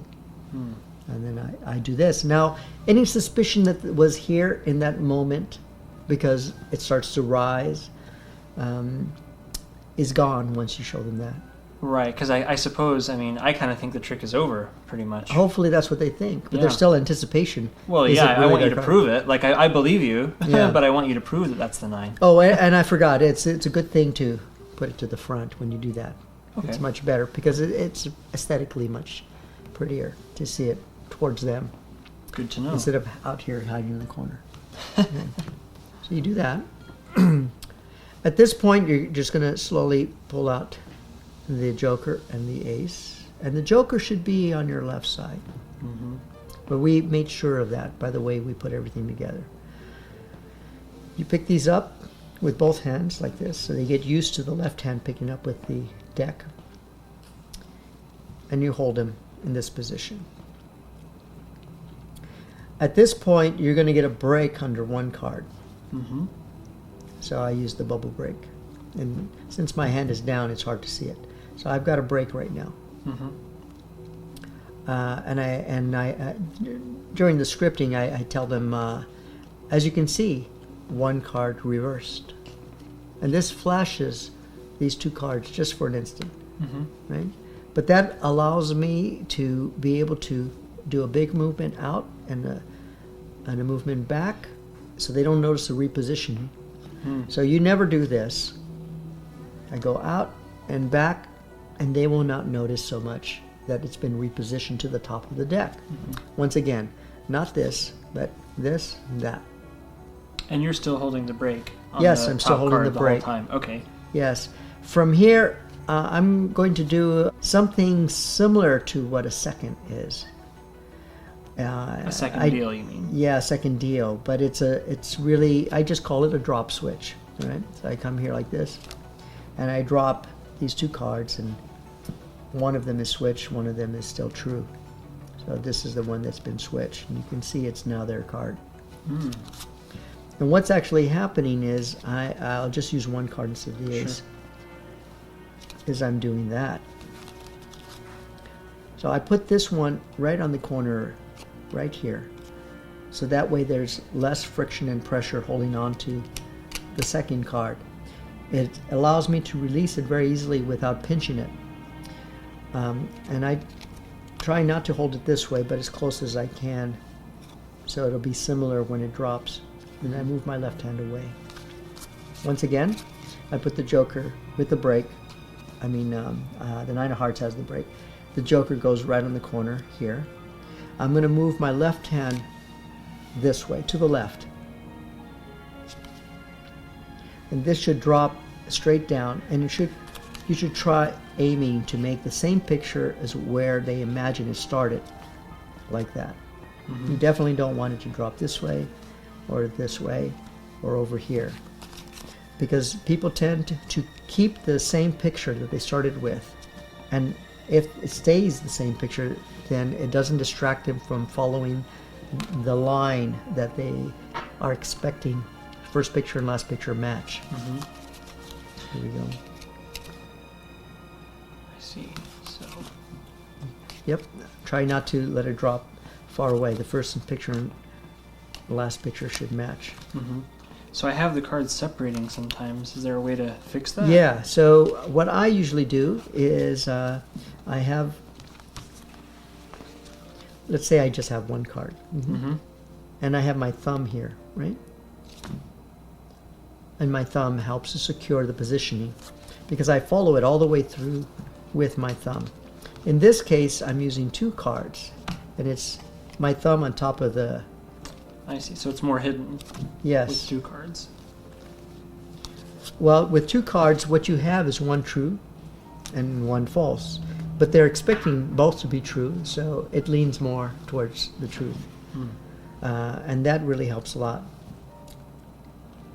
And when you're doing this, you have one direction going this way and another direction going that way. And people tend, with their heuristics, to absorb things by assuming lines of direction. And we tend to preserve those lines that we expect. So all the discrepancies get thrown out. Hence, the illusion is much stronger if these two lines are being preserved in their mind. It's just part of the way we absorb information. So here we go. So I've shown this. I move these aside, pick them both up. I show them again as I get a break. Yep, that's the last picture. This comes back, drop. Oops. Okay, let me try again. This, drop. Yeah, but I have a little bit more room. Yeah, I just don't want to drop. And now. Okay, so from here, we have the two. We have their supposed card here, but actually it's a joker. We tap there, we bring it back. I drop, and now the momentum is not so suspicious because now I have a reason. I put the deck down face up, as if I'm going to look for it. Their card. I just go like this, and the scripting is part of this. So I say, just as I said, one reverse card and one missing from the deck. So it just becomes part of the conversation. And now, well, you should go that far, and then now I pick up these two cards just as they are. I know that this is their card, the Nine of Hearts. It's on the left side. I know that this is the Ace. So I'm going to do a Brother John Hammond move. So I reach up, I put the Nine of Hearts on top here, the Ace of Spades here, and you can see that they're tiered. I pick them up like this. Before I execute the Brother John Hammond, I put a pattern interrupt, just as before. I'm losing this in the middle, and I tag this. I basically tell them, shall we check? So what happens? I pull their attention over here, and now when they come back here, it's harder to scrutinize because I just broke their concentration just for a moment. And I do the Brother John Hammond move.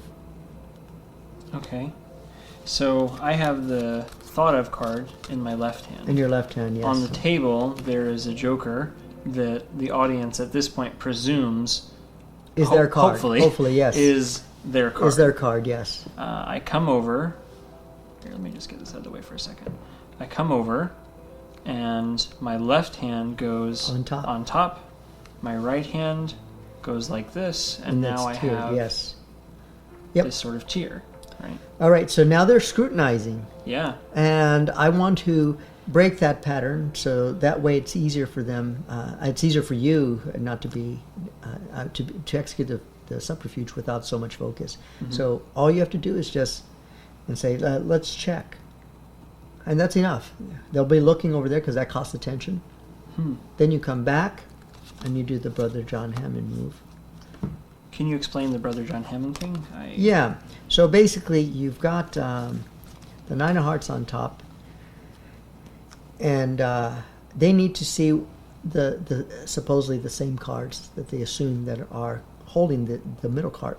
So what I do is I turn over the Ace of Spades, and I move these cards so that now the tiering is actually changed, but it's very unnoticeable when you do it this way because it looks like the same thing. Because all the focus is on the Ace of Spades, it takes a lot of attention away, and it's too much information for them to absorb. So now you take what is now the bottom card and turn that over. And you now switched one card.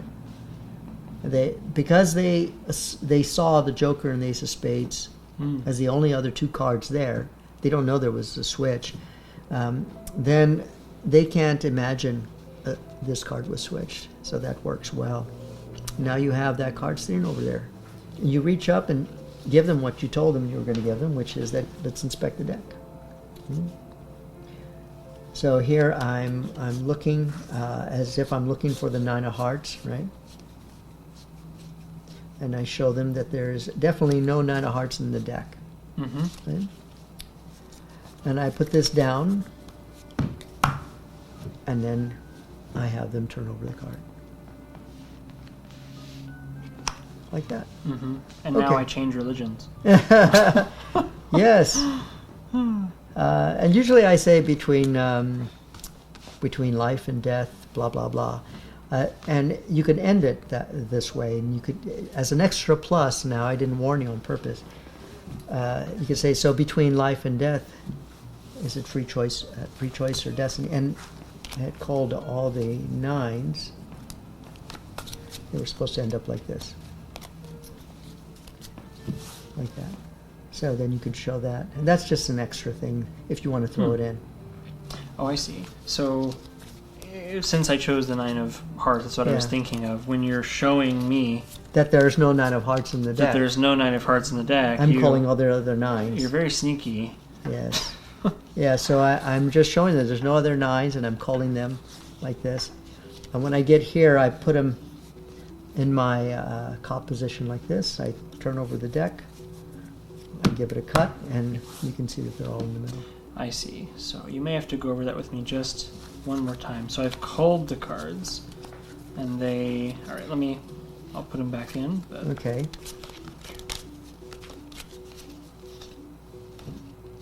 So I'm showing that there's no 9 of hearts. Got one, got 2, 2, 3. Okay. And then from here, you're going to leave them you're going to put them into your cop position like that. I see. So you push the cards down. Yes. So that they are already in cop position. Gotcha. Right? So from here, you coalesce the deck, leaving the 3 cards in this position, and now you just turn over the entire deck. So, yep, over there. So now they're on the bottom, and you just cut in half, and they're in the middle, face up. So at this point, you do the miracle, and wait when the audience starts to tone down in their excitement and astonishment. And then just before they come down, you do this again. Between life and death, is it free choice or destiny? And you get them again. That's nice. Yeah. For me, it's like when you take a bow after doing something fantastic, and they think you've ended, right? You take a bow, and then you just add one little touch as a goodbye before you leave. So that's nice. I like that. I like it too. Didn't see it coming.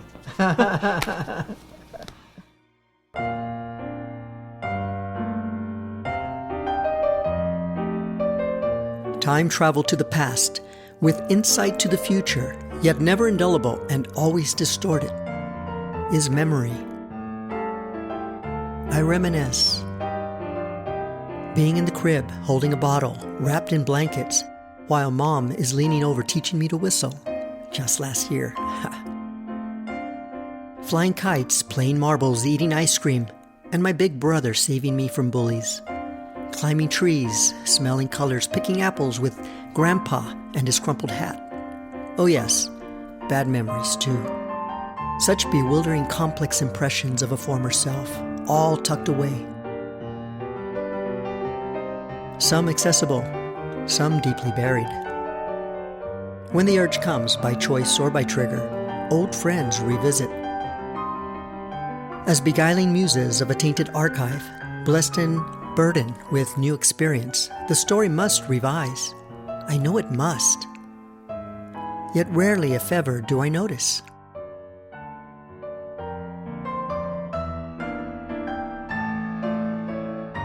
This is my story.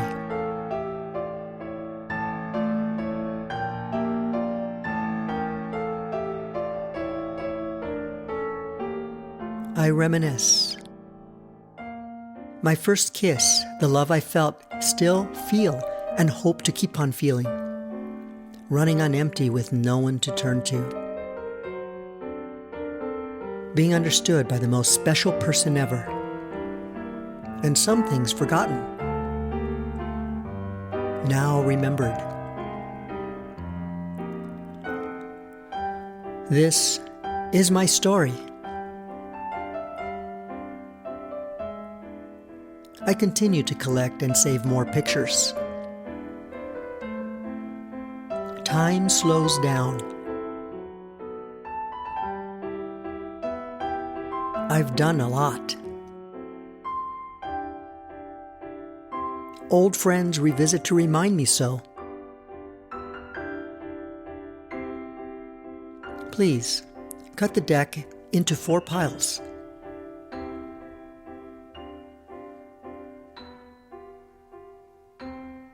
And after some time, when there is little road left,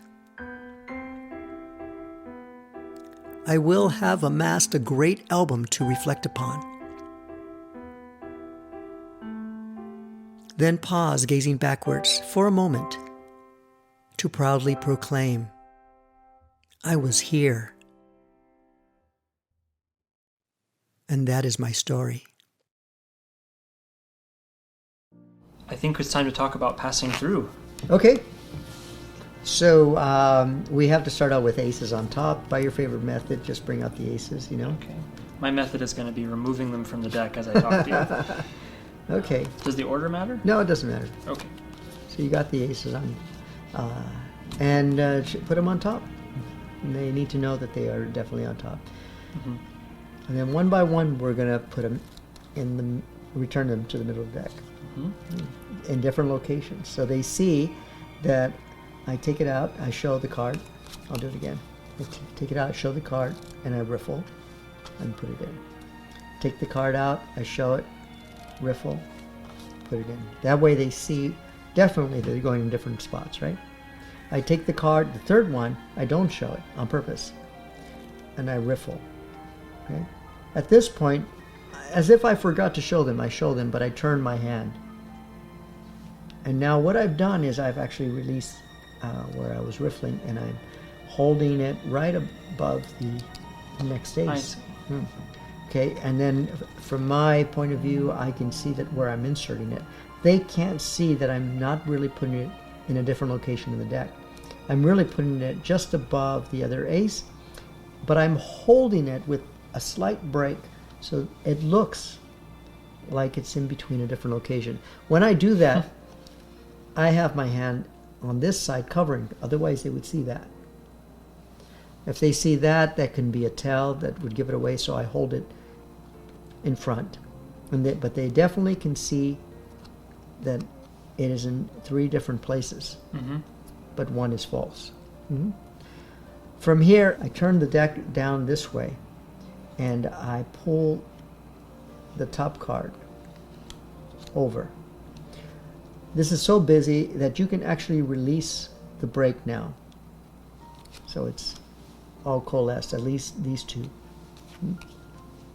You don't have to worry about them staring at that. All the focus is on this ace. Then you turn this over. Don't worry about trying to hide what just happened. You're the only one that knows. When you turn it over, bring it down just a little lower than these. you're going to act as if you're going to put this in again in a different location, but what's actually happening is you're grabbing the bottom ace and the top, and you're going to slide to the side like that, both cards, and you're going to use your thumb as a guide to coalesce all the cards, 2 cards, and see that's nicely coalesced together. And now you insert it just above those 2. Don't go all the way. About here, these 2 cards are going to be pushed in with the first finger. And then you leave this protruding out. These 2 cards are here. That allows you to break these 2 cards into 2 places, so that 2 of them will end up on top, 2 will end up at the bottom. From here, we're going to do a pass. So I act like I'm squaring the deck, and that allows me to leave my fingers in this position so I can grab about here. And you see I can anchor that right where the cards are. From here, I do a pass where I take the bottom half of the deck, I rotate it, then put it over, and then coalesce. That has me with 2 cards on top and the 2 aces on the bottom. Okay. I'll do that part again because Sure. So I take the aces, and one by one, I put them in supposedly different locations. I show it, I riffle, I insert. I show it, I riffle, I insert. I don't show it, I riffle, as if I forgot. And now I release the break, come back, I put it a little lower, go to the side, coalesce, insert just on top, and with my first finger I pull those 2 in. I square this just like this, but really that allows me to have a reason to have my hand this way, and I grab here. Now when I do the pass, it's a bit cumbersome because you're going to balance with both hands. This thumb here is there to hold the upper part of the deck while the bottom part of the deck is being rotated with cover from my right hand in the front. So right now, when you're here, the left-hand thumb is pushing the yes. packet against my right hand. Yes, I'm literally doing this. So I'm holding on to the whole thing just like that. Well, I'm with my fingers here. Yeah, But it's a bit of a balancing act. And that frees your left fingers to rotate the bottom half under the cover of the right hand. So once it reaches that point, you have this picture, right? And then move your thumb and your first finger inside so you can hold on to that deck. So now you're holding on to the deck like this. And from here, you're going to move your hand over and bring the deck on top. Now these cards are actually on the bottom, but they don't know that, and you just squeeze them in as if they were being squeezed into the middle. Wow. Now, they think all 4 aces were squeezed into the middle. In different places. But yes, in different places. But actually, you've got 2 aces on top and 2 aces on the bottom. And it doesn't matter which one's which. No, it doesn't matter. Okay. Well, what do I do from there? All right, so now we are going to do our first production. So I like to, this is just, you can do it in different ways, but this is the one that I like to use, as if I'm checking to see if it's there. I put it back down, but what I'm really doing is I'm getting a break under 2 cards. So I look here, while I'm getting a break under 1, that still remains on top. I put this back down, and look, that's coalesced with now 2 cards on top. Once again, I lift 1 while I'm looking. I get a break. That's a bubble break. And then I bring it back. And now I have 2 cards in pinky break position. So once again, I look, get the break under 1 card. They don't know that. I bring this back down, coalesce. I have this. From here, I'm able to negotiate with my fingers to move that to the side like this, and I get 2 cards. and turn it up. You have to show me that again. Mm-hmm. Mm-hmm. So the pinky here moves over to the side. Ah. So you see this corner sticking out, and I'm able to grab that. Wow. Now what that actually looks like to them is that I'm actually peeling off this way. So with practice, it looks just like that. This probably has other applications, just as a double lift for the people that wanted to. Oh yeah. Want to use it that way. So you take a look. Sure. Coalesce, reach up, move over the 2 cards so it looks like you're just peeling it off, and show it. Then you turn over the deck, peel off the bottom card, which is the ace that you just showed, set it down. And because you have an ace hidden under here, you don't want to show that, so you turn over the deck again, peel off the bottom card, which is the ace you just showed. From here you can show them, and it's good to show them. And now because they see that, they believe all the other ones were the same. And notice how I can still spread these cards, so that's nice. You'll see what's coming. Then I turn this over, and I show the last ace. From here I'm getting prepared to do a double with my pinky. So while I'm busy spreading these out, I get a pinky count under 2 cards. So it looks like this. Like I'm making room for the next card. And now I'm here, and I leave that there. That's 2 cards. You know, I've actually always had problems with the pinky count. It took me a really long time to get a feel for doing a pinky count. Do you have any tips that you can share that might make it easier, or is this just... So you have this finger that right here, that part, since the deck is usually, especially face up, it's usually very stiff. It's nice to be able to use this as a fulcrum to bend these cards. It's also good to have these slightly beveled, huh? Beveled, yes. So you have a slant this way and a slant that way, right? So you can see that you can grab cards. So once again, it's with both hands that you set it up, and then with the left hand you can also negotiate a little bit. And from here I use this as a fulcrum, and I can bend and add pressure, and I can release 1 and then 2 or more. So I've got that. There's another way to do this. So while I'm doing this, I can push out 2 and grab them that way. So, oh, I see. Yep.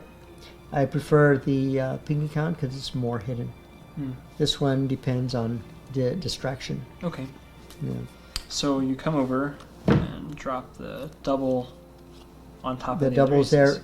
And my motivation is to look immediately over here while I'm doing that. So I'm looking for the aces that they think might still be in there, because this is unbelievable.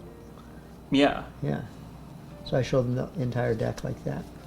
They usually won't see the double because there's a lot of information being seen here. So it's too much. Coalesce these like this. Take all the aces, throw them on top, and immediately spread them, as if you're going to choose one. And you do. So I usually choose what looks to be a random ace. And I throw them down. Yeah, take one out. What they don't know is that I now have 2 aces on top, and one indifferent card here. Okay. And while I drop these down and move these aside, I get a double. I remind them that there's 1 ace here. And I throw that one down. And now for the first effect, they see the very same ace they believe is on the bottom come to the top. That is really strong because it's the very same ace they saw. And that is really powerful for psychologically for the next aces. Now you don't have to show them. You just take this, put it on top, and you show them that ace. Now I like to use this finger to square it as I peel it off here. And I set it like that, yes. Now I get this one. And while I get that one, look what happens to my little finger. It's beveled now. So it's like this. And you've just done that by rotating the deck just with my around and kind of pulling on it with your pinky a little bit. Yes. Okay. So now what I do is I aim just above. I drop that so it ends up like this on purpose. So I've got that picture. So once again, I slide this out and I do this.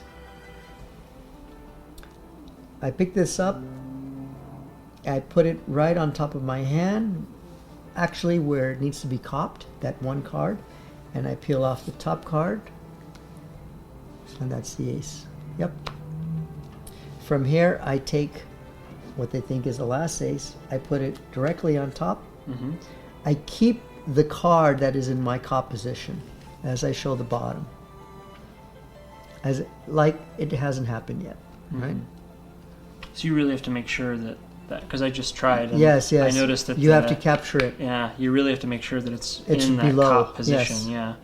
So that's just going to take some practice, I think. But if I'm here, now I can come forward. Yeah, and I like to use the table if I can. If you can't, then you're just going to have to stand there. Sure. But the table is nice because I can rotate like this. I come back, I put it on top, and then I drop it. And I show the ace. And look how nice this is. You can peel it off and they still see that 9 as if it went right through the 9. Yeah. Which is the whole point. So next section? Yeah, all right. Please. So from here, you're going to call 3 cards as if you're showing them again that the aces have truly passed through. And I'm calling 3 cards at random. It doesn't matter what cards they are. And once again, as in the other routine, I'm going to leave it incomplete. You don't coalesce the call. No, you I just don't. Hold on to it. Okay. So I actually have these 3 cards in waiting, just like this. I take these aces and I put them in between those 3 cards. So you've essentially added 3 X cards. Yes. On top of the aces, under the presumption of just showing. Right. So that's what you get right now here. 3 X cards in front, on top of 4 aces. And I, as if I'm going to do this again, and look what I do. This is what they think just happened a little earlier. And then as if I don't want to do it all at once, I wait and I put this ace down here, which is a nice reminder that all of these are aces. And I close these like I'm going to make this one special. I really put that one in there. If they see one go in, they believe all of them went in. Sure. Right? But when I do this, I actually pull it out the back like that. Okay, well, I have to go over that. Okay, this is done like when you're moving the card out to palm it. It's the same idea, only what you're doing is you're putting it sideways with the thumb on this side. And you can see that this card can easily come through while you're holding it. I'll do it again. And just do it part way so that it only comes out a little bit, like this. You don't need it that much. About this much is okay. Yep. From here, as a pattern interrupt, so that they can follow you down the line that you're going on, I do this. I see, just with your hand hiding the protruding card. Right. So if they were following any kind of suspicion that they thought that you were controlling the cards, now it's a little more difficult for them to follow you. It's a nice pattern interrupt. Now you come back. Because you have that card, you can give it a cut right there, right on top of that card. So I have the protruding card, and when I reach push over, down. I push down. And cut above. And now that gives me a break, and then I cut above. Yeah, okay. So now you have 1 ace on the left and 3 aces on the right. From here, I'm just going to do a shuffle all the way until I get 1 card on the left and a small packet on my right. I see. And what happens is that you now have all the aces together again. Just like that. Okay? Yeah. Shall we go on? Yeah, I think I'm with you. All right. So now, for the ending, I like to have people cut the cards. So I just move the cards like this, and I ask them, would you please cut the cards in half? And now, would you cut them in half this way, both of them? There. If they need to be squared, I do, but I square them for all of them to be consistent. What they see is me riffling and putting the card on top, and then riffling here like this. But what I'm really doing with this part, which is all 4 aces, is I riffle up until I got 4 aces.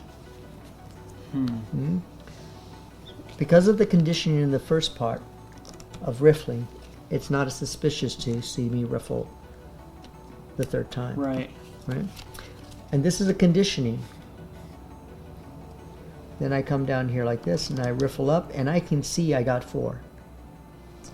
When you say you can see it, are you actually looking at the face of the aces, or? No, I'm looking at the number of cards I just took out. Okay, so when this is here, I riffle up. Okay, I'm staring at the edge of the card. Yes. And visually, yep, I can see that that's 4 cards. Yep.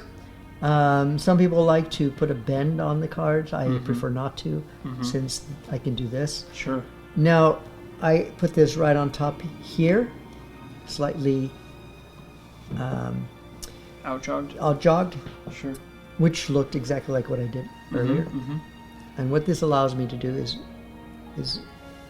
put my hand over here like this, grab it. So I've got a nice corner grabbed, and I'm able to coalesce them in this manner. So it's like a tent, right? So there's an enormous break that your huge hand, break. That your hand a is huge break. hiding. Yes, it's a huge break. So I do that, and I've got this. Okay, so I even do this. I bring it in even further. So that way, when I drop it, it's less noticeable. There's a distance. So I've got that. Now, when I reach over here, I'm going to grab this card. I grab this card, and this, like a teeter-totter. As one comes up, all the focus is on my left hand. I drop this one down, dropping off those cards, and this goes to the bottom. What I really have is 5 cards. Okay, so I've gotten rid of some of the cards, the dirty cards, X cards. When I continue, I turn over 1 ace face up and lay it down here. I turn over another ace face up, and now I'm going to do a double deal, but this is a small packet double deal. Okay.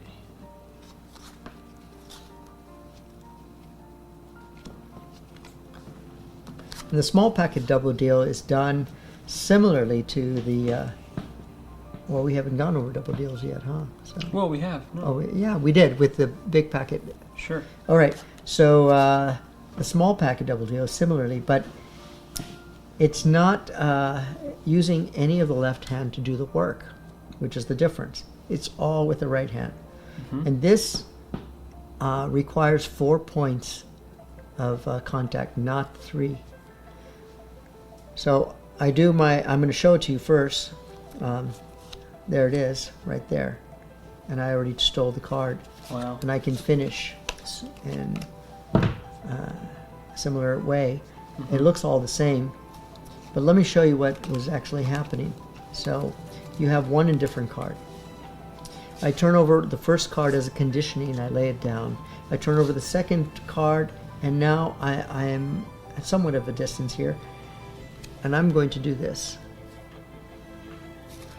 Now what's actually happening is just my right hand is working, not my left. But my left hand has a rail. It's got 4 points of contact. It's my first finger of my right hand, the 2 fingers here, grabbing, and then the ring finger. But you need a 4th contact point. This one. Why? Because if you don't have the 4th contact point, then what happens is that card is free to move all over the place. And it doesn't come out straight. It won't coalesce out straight.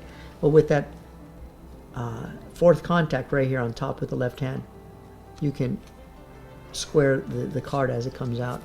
So it's all being pushed against that top rail of these 2 fingers, the left and the right. Wow. Once you explain the contact points, it's actually not hard. Not hard. Not hard at all. Not really. No. Much easier than what's explained in some of the old books, right? Sure. Yeah. There are some of those techniques were really quite difficult, and I could never do those techniques in real life. They didn't like work expert for me. card techniques. Oh yeah, it was really hard. Very hard. It had a little buckle in there, and yeah. It's really hard. You tried it. I've tried it. It's really hard. Or as some people might like to do, they like to do it as a push-out. But look what happens if you do it as a push-out. Same problem. Oh yeah, I can see everything that's happening. Yeah. Too. So this one is just the right hand, remember, and you're coming in with your 2 fingers, like rabbit ears, right? and you just go right between these 2 fingers of the left hand, the ring and the 3rd finger. All right, now I have 3 points of contact. 1, 2, 3. 1, 2, 3. 1, 2, 3. But I also have a 4th right here. This is a rail. These 2. As I'm pulling out, I'm conscious that I'm applying pressure, pulling towards the rail. And look how square they come out. Wow. Once again. When you do this, a nice tip is to free that from the other cards, is to put a little slight bend like this. And it's able to pull out easily. Here's what it looks like. Notice that my action is similar to what I'm going to do for the double deal. Takes the heat off the double deal when you actually do it.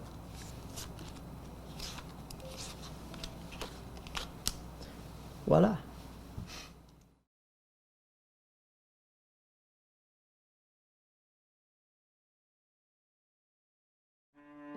Have you ever felt the agony of complacency? I will elaborate using these 4 aces. I remember this puppy that lived in a box. That was her home, her whole world really. Eventually, and according to her, the box must have been getting smaller and smaller. Because she kept trying to fit into it, but could not. Not anymore. Do you know this feeling? Please, hold your hand out. Do you? Sometimes the woes of our angst, though a bit rough, can be a good sign of potential waiting to be realized and exercised. One thing about growth is that the more aware, the more we see, and the more we know, the more difficult it is to stay with what was once comfortable and familiar. Feeling the agony of complacency is inevitable for those who are hungry to grow. Then we are ready to transform, like these aces into queens. Please select one. Transformation can be difficult, so instead of emerging from our chrysalis all at once, we may choose to keep a part of who we still are. A totem to ease our deliverance. While the potential for metamorphosis remains within us, until we are ready to spread our wings.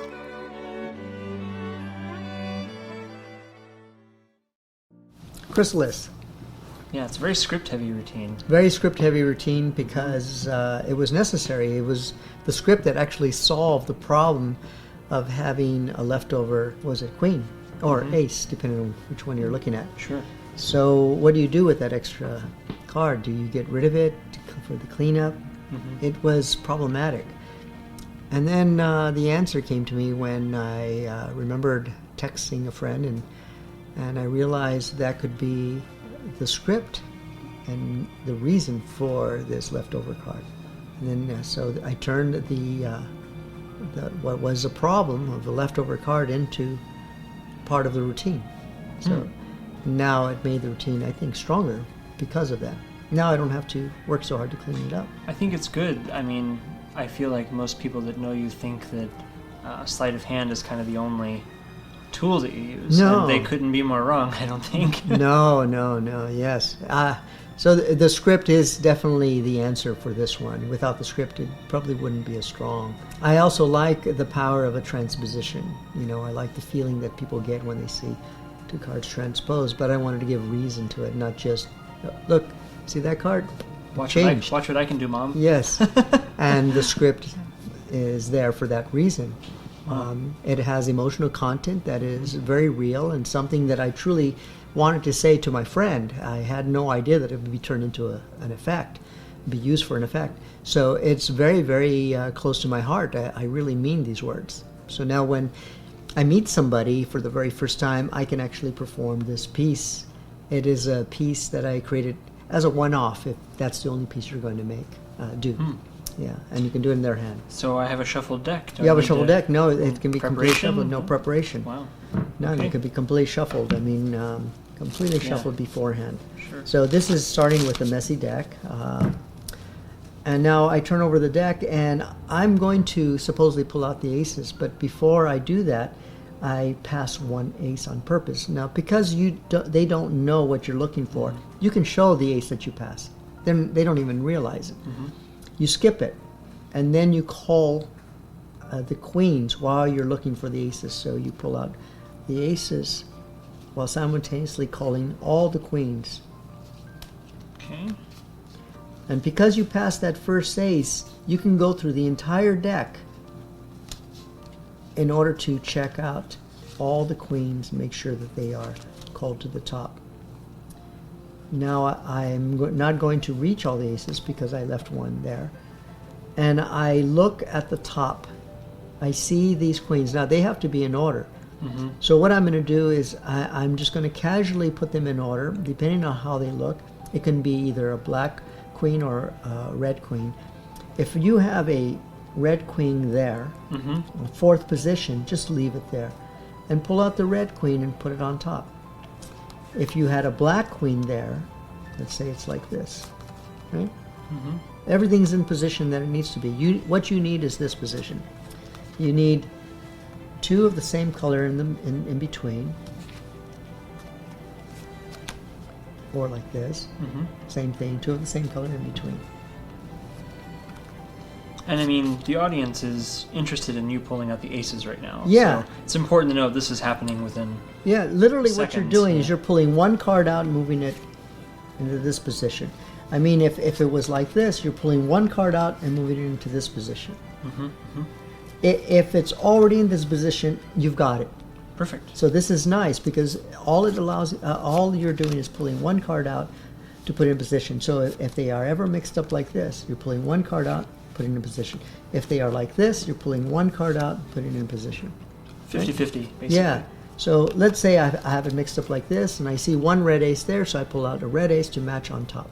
Queen, you mean? Yeah, queen. Excuse me, queen. Yeah. So I've got that. Okay. They don't know what that is. They just think I'm looking for the ace and moving that all the way. What I do here is I go back to find the ace, and since I just removed the aces, all the focus is there, and I'm able to get a buckle at this moment. So I just do this with my first finger. That buckles the card so that I can get a break. Okay. From here, I grab and I move this to the top. So hopefully they can't see that. So I'm moving it just so that it goes above the card a little bit. So you're moving the deck forward, but I'm moving the deck forward. Is the finger moving the card backward? No.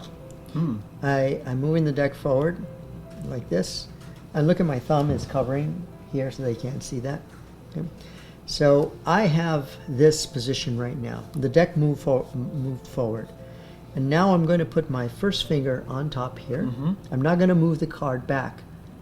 I'm going to move my hand forward. Interesting. So you know how you see people moving the whole deck back and then putting that card in that cop position? Sure. That can be a tell. You know, they go like this, and it looks like something happened. Yeah, it's a good way to get the card there, but you know, it can be a tell. It can bring suspicion. So instead, I move my right hand forward, my left hand forward, and everything is in that same position. I've got it in cop position. So once again, I move forward and put my first finger there to lock it in place. I move my left hand forward. And now I'm essentially done the same thing, but I've removed the suspicion of moving backwards. And also your thumb is kind of stretched across. Oh yeah, I'm hiding it. See, they can't see. Wow, no, even from behind you, there's they can't see. There's nothing to see. And all you have to do is remember to put your first finger on that edge of the card, and then renegotiate your hand so that it goes into cop position. From there, you've got it. And you've got the cop position. So what I'm going to do now is turn this card upside down. So I actually turned the deck around, and I have this card here. You have now 3 queens on top, and specifically in this order. So 2 of the same color on top with 1 indifferent. This one so happens to be red. It could be black, red, red, or red, black, black. Sure. Whichever it comes to you and is easy to deal with. Now from here, I'm going to cut just a little bit. This is like a third or fourth. Okay. Maybe a fourth. Sure. Right? And then you cut another, and you keep a break. You put this here, and then cut this in half. Well, look what you've done. Yep. Oh, okay. Shall we do that again? Yeah. So in doing that, I've positioned the reverse queen in the center while maintaining. Sort of in the center, but that's enough. Yeah. Center-ish, yeah, something. Yeah. Sure. So it's here, forward. Move my left hand forward, and now the queen's on the bottom, right? Okay. From here, I'm going to cut about a fourth, or close to it. It's just an approximation. It doesn't have to be exact. And I cut again, but keep a break. Put this on top, square, and now cut in half. And look, I have this. But I also have kept the 3 queens on top. And once again, the order hasn't changed. Yeah, the order hasn't changed. All right, from here we start the script. The aces need to be in order as well. So you remember, what was the queen that you put in the center? You have to remember that. I happen to put the queen of hearts in the center. So what I'm going to do is I'm going to leave the ace of hearts here, so that when I count, here on the top. So when I count like this, it ends up in the back. Touch and closest to the deck. Yeah, well, we're going to do the switch. You'll see where it really ends up. But for now, it's on top where we can see it, and then we're going to count like this, and it's on the bottom. You may wonder why we're having to go through the trouble of putting it here when we're going to end up here. I'll explain that in a moment, because it has to do with the top change of several cards. Top change for packets. 4-for-1, 2-for-1, 3-for-1, 4-for-4, 5-for-4. It's universal. You can use it for so many things. And so it looks like this. So I show the aces, and we're going to use these, and I count like this, and there it is. I've got the switch. And this is where the ace ends up. That's exactly where you want it to end up. And look, we have a heart, a diamond, a club, and a spade. And that's important. Yeah, that's important to the script, because if we remove the diamond and then there's still another, it doesn't make sense. It betrays the consistency of the script. Yeah. So we have to have the heart, diamond, club, and spade. If it was different cards, it would be a different ace. So how do we get into that switch? Okay, So here's the queen, the red queen has to be there. The ace of hearts should be on top. Or for me, the diamond, since mine happens to be diamond. Your diamond, right? Yours with diamonds, yeah. So from here, you're going to go 1, 2, 3 with a peeking count. 1, 2, 3. Yeah. And you're going to insert your ring finger. And so you have the other fingers on top like this. The ring finger is buried inside. Okay. Is that okay? Yes. So now, with a slight pressure, you can create like a potential spring. See how it pops out like this? Now would be a good time to mention, you don't care much about bending cards. No, I want my show to be good, so the bending is not as important. I can always get another deck. You know, I can't always do a great show if I worry about the deck. So I'd rather worry about my show. That's the bigger the payoff for me. Bigger fish to fry. Yes, yes. So I'm not worried about the deck. So I click 3, put my ring finger in. Click 3, put your ring finger in, grab it around like this in this position. I think I got it. Yes, and now so you move your thumb here so that you can get ready to release, and sort of like a spring, you can bend it, and then it pops up. And that's going to happen quite fast. The speed is part of the subterfuge. You'll see in a moment. Okay. Okay. So now you grab these, but they don't know this is here, so you're holding it like this. You're going to have some quick stuff happening that's going to cause some suspicion if you don't take care of it, which is this. Like, what the heck is that? That looks really, really suspicious if you do that. Well, you take care of it by mixing it in with a lot of other stuff that's happening very fast, like this.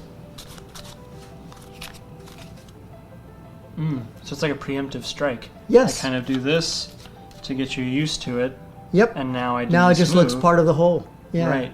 So they don't get suspicious. I was able to watch you to get to this point, but then how do I... All right, so now there's something else that you need to do. So when you gather your cards like this, you don't just pop up and leave it open like this. What you're actually doing is you're popping up and moving it over. So it goes out and around, out and around. And it happens very quickly, watch. And look at the angles. You don't see anything. It just looks like a big mess on purpose. So the heart is here, and it will end up in the back. And then this is all just busy noise to cover this. Yep, and it pops out and around. I see, and yeah, this just looks like a mess. Well, and like a mess. And what's nice is that from all the angles, it looks good. And this is the weak angle, right? If I just did this, you can see all of that. Yeah. So I want to go around. Now this is so quick, it only happens in a split second. It's such a blur, they will miss it. Now the camera will catch everything, but in live performance, they will miss this. I'm right here, I can't see it, so... Yeah. And from here, you just drop it all the way down, peel off 4 cards, and throw them down like that. Then grab the box as part of the routine, and leave it here close by. You don't want to take it away. It's going to be part of the script, so that's going to be your finish. You grab the cards like this so they don't see the bottoms, and then as you spread them, you're actually stealing the bottom card, which is the ace, and moving it to the second position, right? So there's the ace. And this is after you ask them to hold out their hand. Yeah, so oh yes, I'm sorry, I forgot. This is really important. Okay. So this is the whole reason I do this, is for the affirmation, to remind them. This is so powerful. I go, by the way, can you hold out your hand and look at that? So this was the actual puzzle. Yes. Because I mean, I'm sure everybody realizes that you could just as easily have switched all 4 of them, and then now, hey, guess what? Now they're all queens, and who's the wiser? What is powerful is the education you're able to give them to make them appreciate the impossibility of what is happening. And that education is, at this point, there might be suspicion, and I just close the door right now. And just as one of the other routines, I didn't do this as a hard push. Sure. As far as ascension. Yes. I'm not pointing this out. No, it's just happening naturally. Right. Would you please open your hand? This is a soft push. I'm not taking all attention away from it. I'm just taking just a little bit. So they think it's all about the hand. Mm-hmm. Now, for those who are needing the affirmation, they will look. For those who don't need it, there's no harm done. It sounds like Robert Houdin. Right? Those who believe, no explanation is necessary. It's kind of like that. Kind of, huh? Yes. So people ask me sometimes, they go, what if they're not suspicious? I go, well, then this serves its purpose because it's just so under the radar, they will miss it because it's not needed for them. They only need 3 steps to be fooled. Some people need 10 steps to be fooled. Like you. Yes. Yeah. So this serves its purpose. Somebody said, well, if you're not really pushing this on them, aren't they going to miss it? No, because if they're suspicious, they're going to look for it. Mm. There's always these guys going, wait a minute, I think he already did something. Wait a minute. And then you just do this. Oh. Never mind. Yeah. Door closed. Right. Yep. Hold out the hand, but make sure that you take your time when you're doing this. Mm-hmm. Because if you rush it, you miss the whole opportunity of closing that door. So hold out your hand. That doesn't work. Could you hold out your hand and put it like this? Or they can have it like that, whichever way. Now you come back here, you know that they've seen it. And you move that ace as though you're spreading the singled cards like this to show them all 4 to second to the top. So now the ace is second from the top. Yeah. That's going to allow you to do an Elmsley count in a moment. And you lay this on their hand. And they're holding it. And so, or like this. Sure. Either way, it doesn't matter to me. Mm-hmm. Now you tell your story, and this is, you're separating the time of the subterfuge from the moment of the magic. This is really good because as the time goes by, they are able to sit with the idea that these are all aces. And they're convincing themselves they're all aces. They're picturing it in their mind. And all the connections that they may have had in that moment, as you move to a new moment, are being lost because the new moment is overwhelming and they're losing all their connections that might lead them to the answer. So it becomes harder for them to back engineer their way back. I can sense some of the people at home thinking to themselves, is he talking about time misdirection? And I don't. No, that's it's different. I think. No. There's a big difference. If I do a double lift and then change it immediately, it's the secret is very close to the surface for them to grab because it just happened a moment before the subterfuge. But if I do a double lift and I wait a moment, about 7 to 9 seconds is a moment. How do I know? Because it's been tested.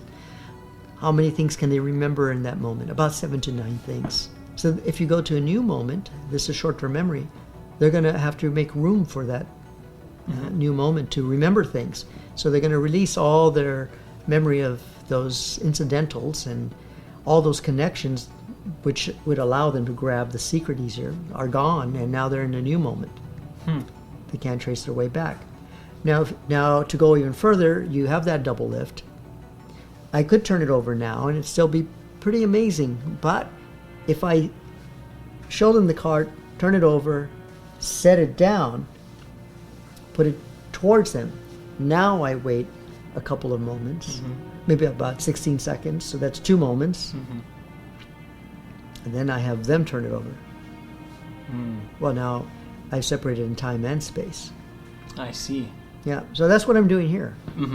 So the subterfuge, which was the switch, is very disconnected from the moment that we're going to see that something has changed. Right. Not just in time, but also space, because you've moved it away from you. And it's physically. In their hand. It's in their hand. They have control over it. They've just seen that was an ace, and perhaps the reposition is incidental. They're not thinking about it. It doesn't matter. Well, the last moment they saw was the ace. So in their mind, it's still the aces, because you show one, they see all. Right. They're overwhelmed. They see one, they see all, and it serves as a strong affirmation, a reminder that if they were suspicious at all, that served as a reminder that everything is as it should be, nothing has changed. So they're here, they're holding on to the cards, what they think are aces. Yeah. We've gone through the story, and now I go to the story, and as the story goes, and then you'll be ready to change. When I turn this over like this, and they see a flash of the queen, but I don't really want them to focus on that. It's the queen of diamonds, because you're going to do an Elmsley. Now, with the camera, you can have a rewind, and you can check that there are only 3 queens. But in real live performance, their heuristics will not allow them to focus on the queen. Sure. They just go, I didn't see an ace. I saw something. Right? So from here, you're holding the packet facing you. And then you do your Elmsley. And as you count off 1, you come down and start removing the cards. I'm doing slow, so I'm having a hard time. Slow, yeah. I'll do it in fast motion so you can see. All right, and this is what you end up with. So I'm up here, I start, I keep going. Yep. And hence the purpose for putting that ace in that position that we're talking about. Okay.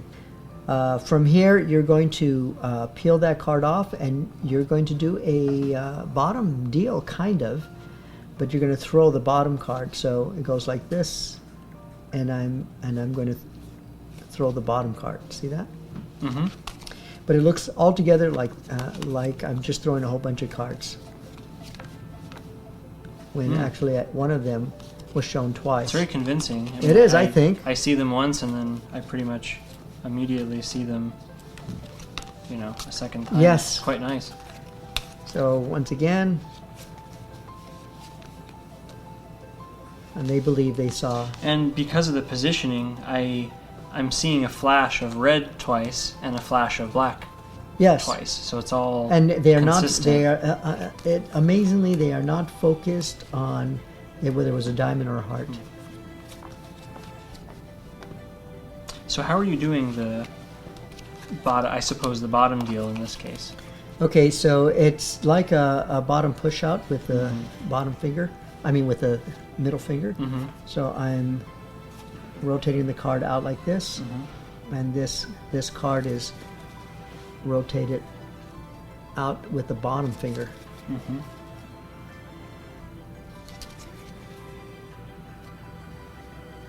And when I throw this bottom card out, I simultaneously bring the queen back in. Because you don't want that. No. No, you don't.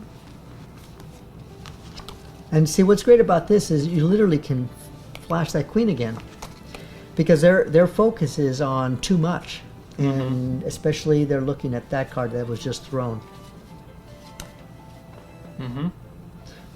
There's so much information, it's too overwhelming for them to focus on the fact that it was 2 diamonds that they saw. They won't notice it. So you've done that, and now it kind of puts you in a position where you have to know where that ace is. You got to pay attention. Yeah. So I remember where I throw it. So let's say it's here. So you know now that this is the one. Right. Yeah. Okay. So now I move these like this, and you can force the card using an equivocate method of your favorite. Sure. But when you force the card, and I'm assuming that magicians can pick up a book on equivocate and learn it, you can also use the Mexican turnover, but I'd like to save that for another routine since it's very difficult. Sure. But that is a possibility if you want to use that. So in equivocate, you get them to choose. You end up with them choosing this one. And at that, I lost track of my ace. That's why you pay attention. Yes. And then at that moment, you turn over these cards, right? And I would always consider the aesthetics, the beauty of what you leave with, and how your hands move and where they end up. It's important for me to consider the aesthetics. I think it's beautiful when things end up in visually nice ways, visual nice ways. Sort of balance, asymmetrical balance, symmetrical balance. Yeah. And then when you get to the last part, you can turn this over and look at that. It's still, it's a heart, it's the missing heart, but it's an ace now. For the people that are paying attention to that, they get the extra bonus of noticing that there's one of each suit. Exactly, yeah. And I think that's important. Yeah. Then you come and pick up the box, which has been sitting here the whole time, and now you get another transposition for free. See? I usually like spreading it out like this. Wow. Yeah. So you get 2 transpositions. Yeah. But one is for free. I think it's great. Yeah. I do think you said something important, though, which is you design everything for actual live people. Yes. I mean, this will not work if you try and do it on camera. There's just no Not really. way, I mean, you could fight to work hard to get it on camera. I mean, you could do the Elmsley so they miss seeing the one queen over and over again. You could. But live performance is completely different from a performance you give on camera. There are a lot of things that the camera will pick up that will never be picked up in a live performance. I mean, the camera is completely different. If you want me to go on, I can talk about this, but sure. Okay, so people ask me, well, how would you perform for a camera if you would perform for a camera? Well, first of all, I don't like to do television. It's not my favorite thing to do. I have done it, but I don't really enjoy it as much. It's not my thing to get famous on TV. It's not a big deal for me. I really enjoy sitting in front of people and performing live. But there is a thing about the camera. If you're going to perform for a camera, then it's going to be difficult to stop people from pushing the rewind button that is accessible to them, like on YouTube. So one person said, well, how do you protect your magic secrets on YouTube? I said, you don't. You can't. If you can watch it enough times, you'll eventually discover one little discrepancy that will unravel a truth, and then everything unravels like a string of pearls falling apart. The whole thing. Much of the sleight of hand that we do is not really meant for rewind, which is a tool sensing device. I mean, it's a sense making device. It helps you figure out and back engineer things. Without the sense making tool, it's not so easy. I mean, if you were to watch a performance with video, you have the rewind. And you could back engineer everything much more easily, and then you convince yourself that you did it all yourself, because that's how we are. We start patting ourselves in the back. I figured it out. I've heard some people say this to me. I watched it 8 times and I figured it out. So, do you feel proud when you read an instruction book and figured it out? Because that's essentially what you did. I don't understand when people say that to me. They didn't figure anything out. They did something that all common people can do. Everybody can do that. It's pretty common. What's hard to do is watch it once. Go home, think about it, and try to figure it out. But people don't do that much anymore, especially with YouTube. So in a live performance, they don't have the advantage of having a sense-making tool.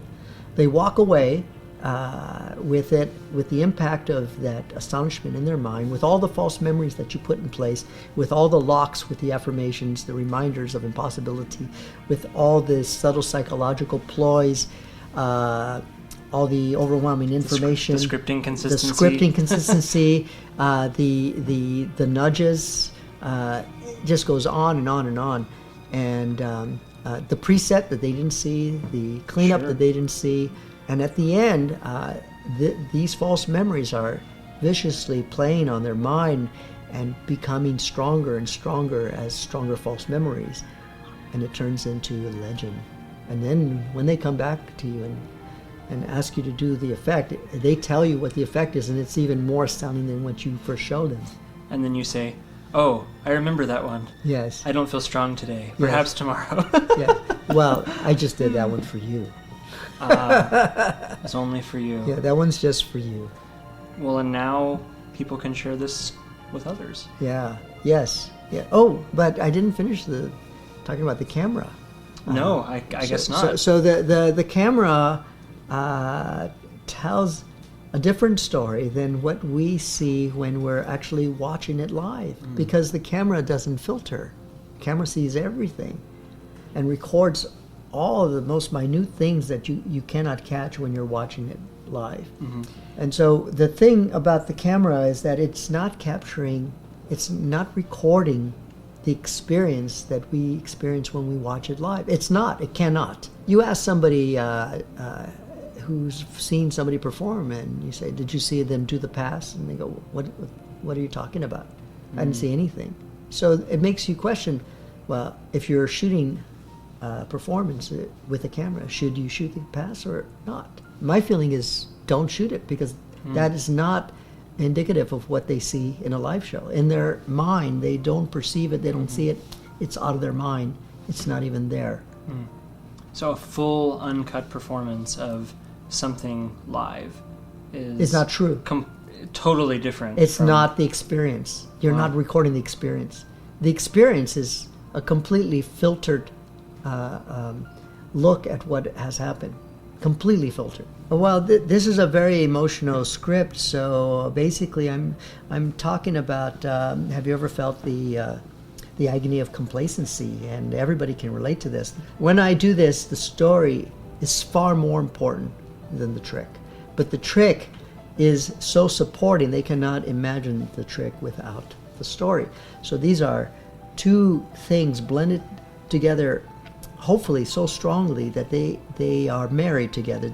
And people cannot imagine them separately. And that's the kind of storytelling I like when you mix it with magic, is when it becomes so fused together with the magic that they become one.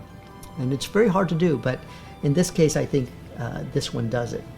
And the story is about people growing and leaving something that was once very comfortable and dear to them.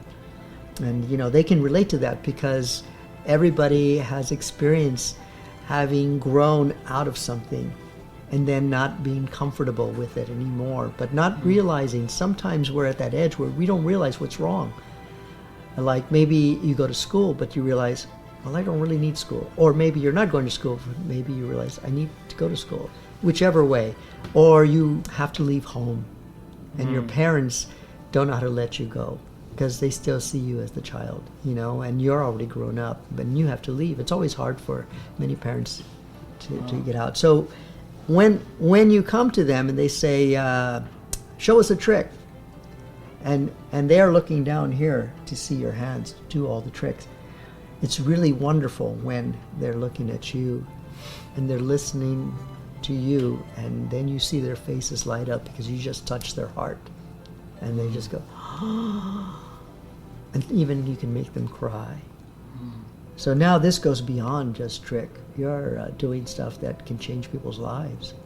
You affect them deeply, and I think that is really, for me, the goal is to be able to go beyond just trick, where it goes beyond magic, where it goes beyond art, and you're actually affecting people deeply, emotionally, and it changes their lives. So at the end, I say, well, sometimes change is difficult, so we may want to keep a part of who we are until we are ready, and then we can fly, Wow.